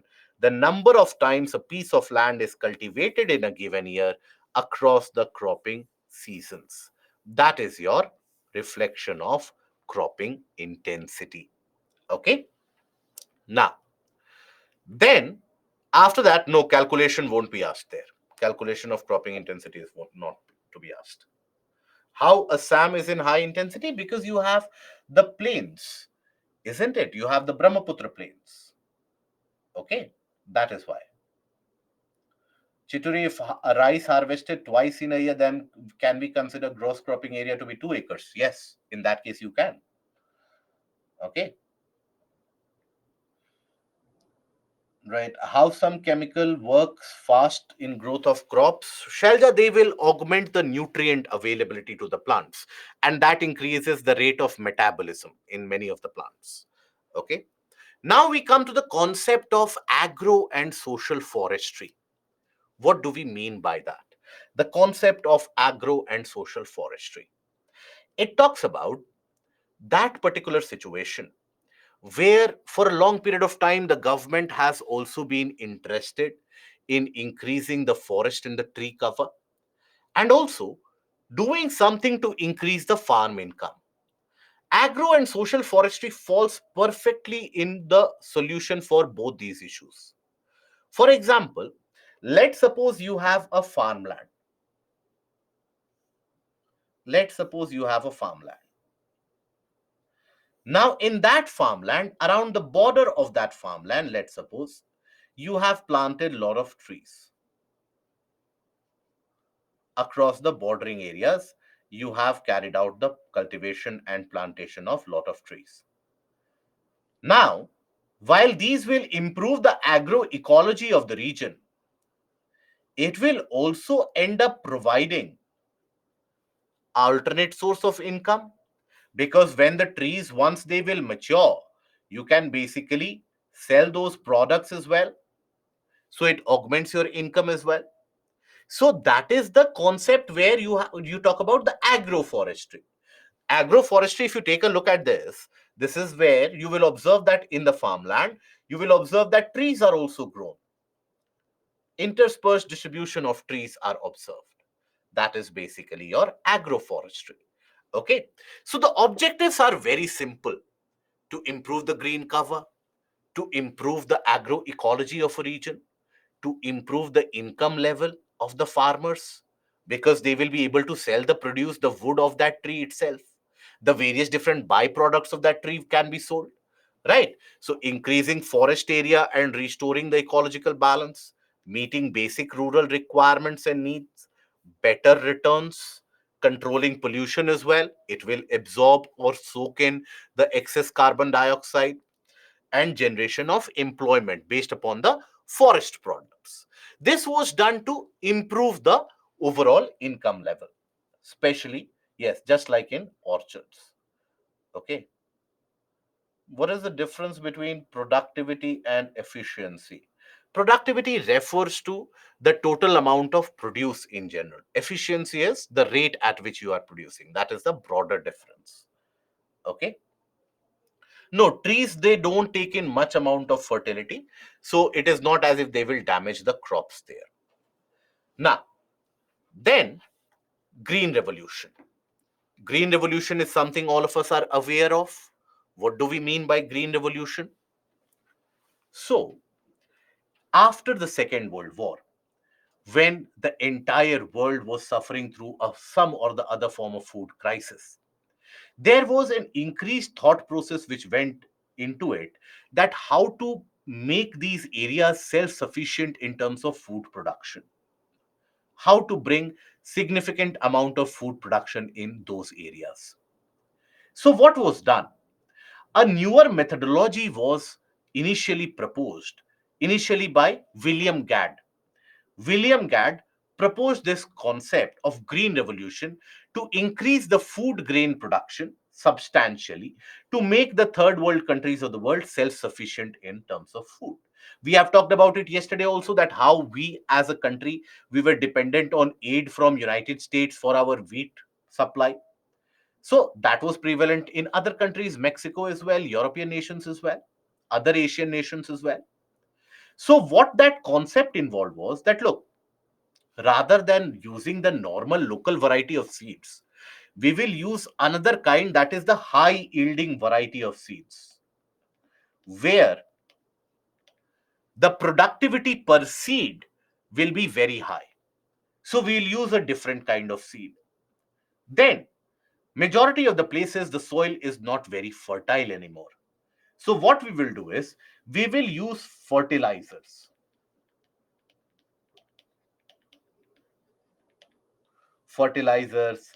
pesticides, weedicides, herbicides, chemicals in general, to accelerate the growth, to augment the growth, to take care of the rodents, mice, rats, etc., to ensure that the food doesn't get damaged. Then, many areas don't have the availability of moisture. So we provide irrigation. So based upon these basic practices, it was thought that the food production can increase substantially. William Gadd proposed it earlier. Later on, you had Norman Borlaug, Professor Norman Borlaug, who actually implemented it in the region of Mexico, where the wheat supply significantly doubled in small span of time. Now, looking at the success of that, one of the greatest agricultural minds that we have in the modern day and age, that was Dr. M.S. Swaminathan. M.S. Swaminathan invited Norman Borlaug to India. He wanted to implement that in India. But you know how it works in our country, where you have a certain idea, you pitch it to the bureaucrats. We are not very prone to change. We like status quo. Any change, we resist it. So the bureaucrats, when they were told that, look, this is a kind of a method which can remove all the food scarcity that we have, which can be the final solution for us. So the obviously the bureaucrats were not convinced by this. So what MS Swaminathan did, he planted or he implemented this methodology in his own backyard. And there he observed the sudden boom in terms of production. And that is when again he invited the bureaucrats over. And this is the anecdotal story which goes that the bureaucrats were so heavily impressed that they immediately went ahead with the implementation of this green revolution in the 60s around the region where these could be provided easily. That is in the periphery of the national capital. That is where green revolution started being implemented in the region of Punjab, Haryana, Western UP, because irrigation with the help of the canal system was being made available on priority in those areas immediately after independence. And these areas, within few years, the agricultural productivity boomed, and these areas became the rice and the grain bowls of our country. From a country which was dependent on others, we became a country which started becoming self-sufficient for food productivity. So that is the success of green revolution for us. But over a span of 40, 50 years, this green revolution has also showed some severe limitations. For example, the over dependence on fertilizers that has made those chemicals a part of our food chain ecosystem. Over irrigation has made the soil saline. Over application of fertilizers have degraded the soil condition. Overemphasis on the high yield variety seeds has ignored the domestic variety, the indigenous variety seeds, whereby the high yielding varieties, they are not so much suitable to the changing climate, but the local indigenous variety, they are much more resilient to the changing climate. So those are the various facets. So green revolution refers to multiple growth in crop production in the third world countries based on the use of modern input, technology, high yielding variety seeds, mechanization with the help of tractors, thrashers. That is the time since when India started producing tractors and agricultural machineries. And now we are amongst the largest producers of agricultural machineries across the world. It is again an outcome of the green revolution. So it was turned by Professor William Gadd in 1958 at a seminar, Food Crisis in the Third World Countries. Now, the Mexican food crisis was the stimuli as Professor Norman Borlaug developed the high yielding variety seeds by genetic modification and cross fertilization of the good quality wheat. It was successful in Mexico, and the wheat production doubled in a span of 7 years, and self sufficiency was achieved. In 1961, M.S. Swaminathan invited Norman Borlaug, who suggested similar revolution in Indian agriculture. So after that, we have not taken a look back. So here, the basis of success of green revolution: high yielding variety seeds, commercialization, that is, grow only the kind of crop for profit making, sell it in the market, not for sustenance, use of chemical fertilizers, irrigation facilities, and mechanization. And for that, you need to provide electrification. So that is why the regions of the northwestern part of the country, they were electrified. The rural areas were electrified decades earlier as compared to the eastern part. Many portions in North Bengal, in Bihar, in eastern UP, even in Jharkhand, Odisha, Chhattisgarh, they have received electricity in the past decade and a half. So obviously, these areas won't be developed that much in terms of agricultural productivity as compared to the northwestern part, isn't it? Then land holdings, consolidation of land reforms was done, where rather than few of the people having very ultra large land size, others having very small land holding, there was a kind of a rationalization which was done. Then use of pesticides, insecticides, weedicides, rural credit, providing credit to the farmers. All these made India self-sufficient in terms of food production.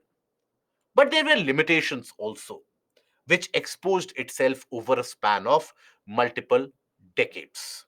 And now we are witnessing the absolute worst in terms of the impact of green revolution. So what is the limitation? Last line: pesticides, insecticides, and weedicides. That is basically, pesticide is to control the pest. Pest is what? The rodents, mice, etc. that you have. Insecticides to control the infestation of insects which can damage the crop. And then weedicides, which basically the wild plants which start growing in the cropland, they are controlled by the spraying of these weedicides. Okay. Microfinancing is easy availability of loans and finances for the farmers, because the farmers would require some amount of money to implement all this, isn't it? Where would they get that money from? That is where you had the regional local banks, the local area banks, etc., which were put to use. Okay. Now, the limitations. First is ignorance of local, indigenous variety of seeds.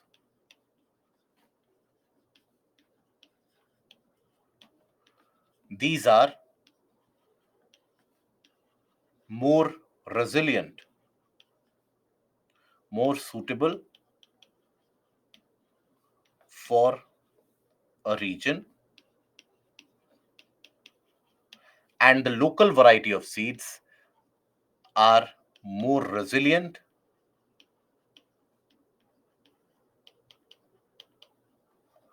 to climate change. Means lesser crop losses. Indigenous here, local varieties. Okay. Then over stress on production of food crops. So that means lack of crop diversification.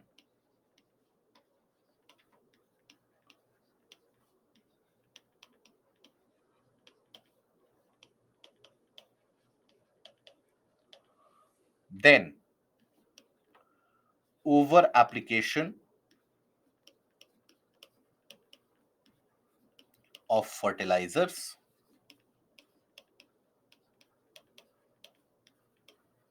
leading to soil degradation,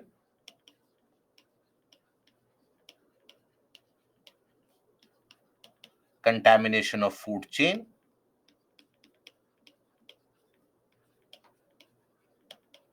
contamination,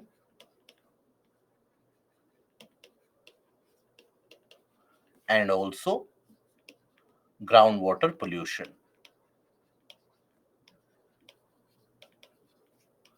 Groundwater pollution. Then you have over irrigation.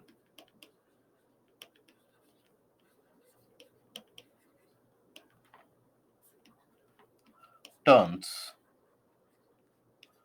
the soil saline. Then has brought about regional disparity.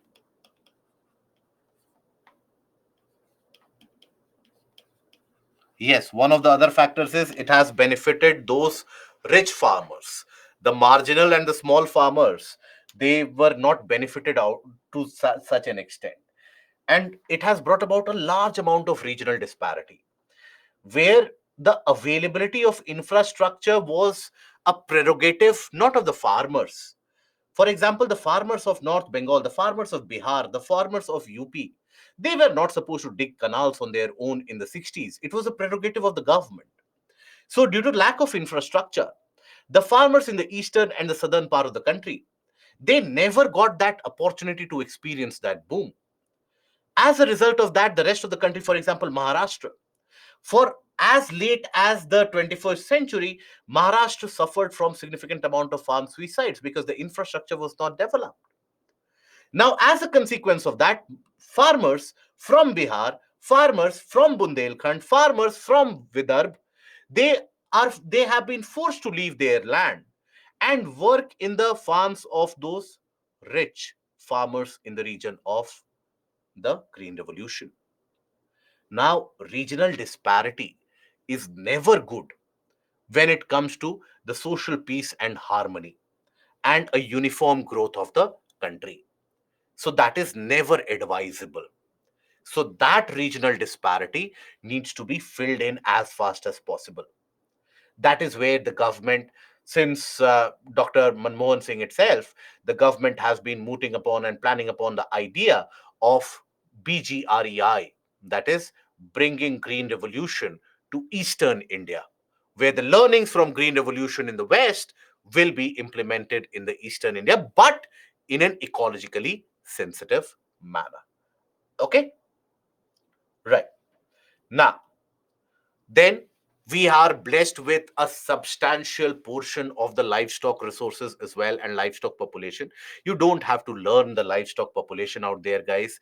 This is just to give you an idea that the livestock population, if it is quite significant, that also provides you the opportunity to carry out mixed farming. What do we mean by mixed farming? Where you carry out crop cultivation and animal rearing. That will increase the farm income. That will provide a kind of a safe bet, a kind of an insurance for the farmers, that even if, let's suppose, the crops have failed due to unseasonal rainfall, I have the animals to rely upon. I can utilize the animals. I won't go empty bellied into the bed. I have something to eat, in terms of I will have some money, right? I can buy something, eat something. So that is where livestock resources in India, they are so humongous. The population is amongst the largest in the world, and that is where we need to make utilization of. That is why it is also included in the portion of the fundamental duties, and also in the directive principles, to improve the livestock health. And that will also, in a long run, end up benefiting the farmer. Now, here, what we talk about is the agroclimatic zones. We will talk about this, and then we will end the session. We will talk about the rest of that, is organic farming. We'll talk about it tomorrow. So, agroclimatic zones. Now, from north to south, from east to west, the topography of the country is very different. The kind of climate experience in the country is very, very different. It is very varied. So obviously, you cannot have the same farming methodology which works in Punjab to be working in Odisha. You cannot have the same farming methodology which works in Uttar Pradesh to be working in Tamil Nadu. You cannot have the same working methodology to be working and implemented in Maharashtra and also working in Northeast. So there has been a school of thought for a long time, and it was initiated by the Planning Commission itself, that why don't we divide the country in terms of specific agroclimatic zones, a separate agroclimatic zone which will represent a uniformity or in terms of topography, uniformity in terms of climatic conditions observed. So once you have that uniformity, then you can implement a particular project, you can implement a particular aspect in any of these areas. So with that idea, the division was done in terms of agroclimatic zones. So here you will observe, you don't need to learn these agroclimatic zones, you just need to have a broader idea. In GS, UPSC has not been asking this in the mains exam for some time now. In optional, it is still asking it. So here, just observe it. Agroclimatic zone number 1 represents the Western Himalayan region. All of them represent a kind of a similar hilly mountainous topography. Agroclimatic zone number 2 represents the northeastern or eastern Himalayas, again, mountainous topography. Right? Zone number 3, the lower Ganga plains, the Rad plains. Zone number 4, the middle Ganga plains. So these all represent a uniformity. Observe that how zone number 11 represents the entirety of the eastern coastal plains. Zone number 12 represents the entirety of the western coastal plains. So a uniformity in terms of topography, a uniformity in terms of climatic conditions, so that we can have a distinguishable factor of agriculture, methodology of agriculture, which can be implemented in these areas. Okay, only then will we be able to observe a kind of a meaningful result, where our food production would increase, self sufficiency would come in, and we would go for a kind of a more environment friendly method of cultivation and food production. Okay. Okay, so that is where we will end this particular portion. Okay, and tomorrow we will have a class from 6:30 in the morning, and there we will cover about the portion of some portions of economic and human, location of industries, the factors defining them, population settlement. We'll try to go through the portion of mapping tomorrow itself, if not possible tomorrow, depending upon how long you are able to sustain and face me in the class tomorrow. Upon that, we will take a decision. If you are comfortable with continuing the class for some time longer, we will do the mapping tomorrow itself. Otherwise, we'll switch it over to the portion of next Saturday. Okay. And again, so the class will be there from 6:30 a.m. in the morning, and it will continue till you all and we all want it to continue, but minimum up till 10:30 we will continue, and then depending upon the vagaries of the concentration, we will carry it out. Okay, so I hope the session has been helpful to you. And basically, again, before I forget, a reminder that the feedback form has been generated to you. I think it is the feedback for both geography as well as economy, which has been handed out to you. Please do fill those feedback sheets, and whatever has been your experience, do let us know about it. Okay. And Muskan, mm, you teach geography very well. Thank you, my dear friend. Now I'm thinking to take geography as my optional. So again, I would say please go through the portion of the notification, get a look at the various different queries or the syllabus there, and then make a meaningful decision. But geography is a good optional to take. If here in the portion of physical geography you have enjoyed the session, geography will always be a good option for you. Gulam, good to know. And Garvit, there was a concept you were addressing in the beginning which was hard to remember. A student had asked that it was related to iceberg. Could you be a bit more specific, Garvit? Is the 11th NCRT physical geography basically more important than the 12th human geography for GS? 12th human geography for GS is something that you can finish as a book almost in 3 to 4 days if you provide good concentration. Right, that is how easy it is to finish. It is the physical portion of geography where conceptual clarity is required. But I'm sure after, if you have been attentive in the class, that won't also take you more than a week.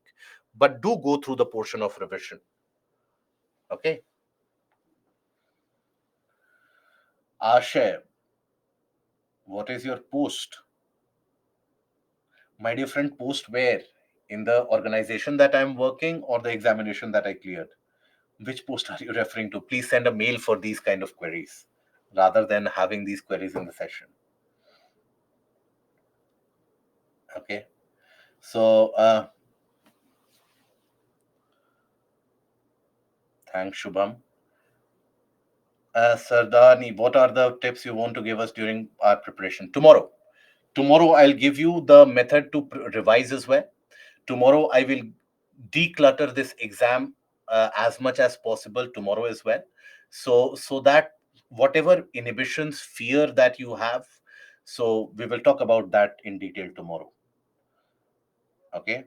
Somo, I hope that climatology doesn't haunt you that much.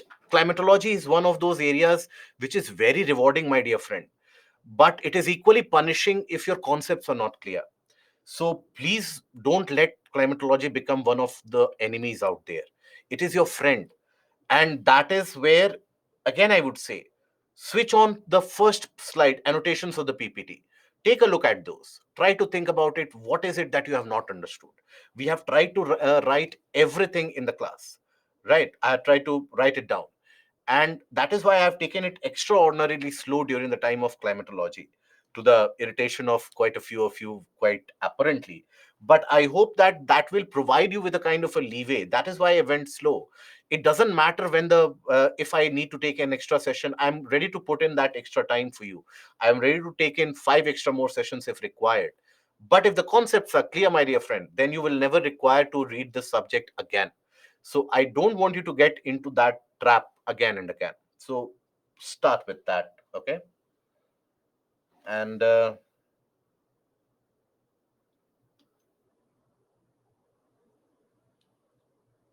Pavitra, we'll talk about it tomorrow. If the mapping session is completed tomorrow, tomorrow itself we'll talk about it, or the extra session that we'll take, then we will talk about it. Approx how much percentage of geography optional is logical, how much amount is facts and memorizing? Roughly around, if you consider, roughly around 65 to 75% is absolutely logical. You have around 10% which is required to be learned in a way. And then many portions of Indian geography, people don't read it. They only read it for the portion of current affairs, so it is current affairs driven as well. Okay, Pavitra, will talk about it tomorrow, don't worry about it. um, I took admission just this week, and so I haven't completed geography. So Anup, do join another session of geography if possible. Okay, and Yashi, do take a look at the recordings of tablet. Yes, Sakshi. Chavan, which is the issue that you are facing, my dear friend? Can tea and coffee be grown in region of creep if water supply is improved? Yes, it can be. And impact of green revolution on women, it has brought about some amount of economic prosperity, but there has also been research paper about it, that how in certain areas it has provided patriarchal setup as well, but don't go into that. In general, the economic prosperity has come in. Female labor force participation due to intensive cultivation has increased. So those are the benefits. Okay, I'm very confused in choosing which magazine to read for current affairs. Current affairs, whichever, if you are comfortable with our magazine that we give, read that. Any coaching institute, whichever you are very comfortable with. So our magazine is also very comprehensive enough. If you are talking about the other than that, then the in the webinars we cover Yojana and Kurukshetra in detail. Down to Earth is one of those magazines that you can adhere to. Okay, if possible, should I attend the next class of geography as a revision? Absolutely yes. Absolutely yes. Why not? While around 65% of Indian population are contributing towards agriculture, then why India is still second in production? Because our efficiency is very less, Aniket. Our efficiency of production is not very high. Basu, along with current affairs, yes. Whatever is given as a content, more than sufficient along with current affairs. Nagentran, down to earth. I know name of states producing particular crops. No, not required. Sarita, if the time permits, I do take the sessions of environment and essay as well, depending upon whether the schedule permits. Gayatri, what is your doubt? Uh, yes, Chavan, please send a mail to me. Are we required to learn minor millets? No, we don't need to learn minor millets. Okay. Okay. So that is where we'll end the session here today, guys. See you again tomorrow morning. Till that point of time, do take care of yourself. Goodbye. Thank you.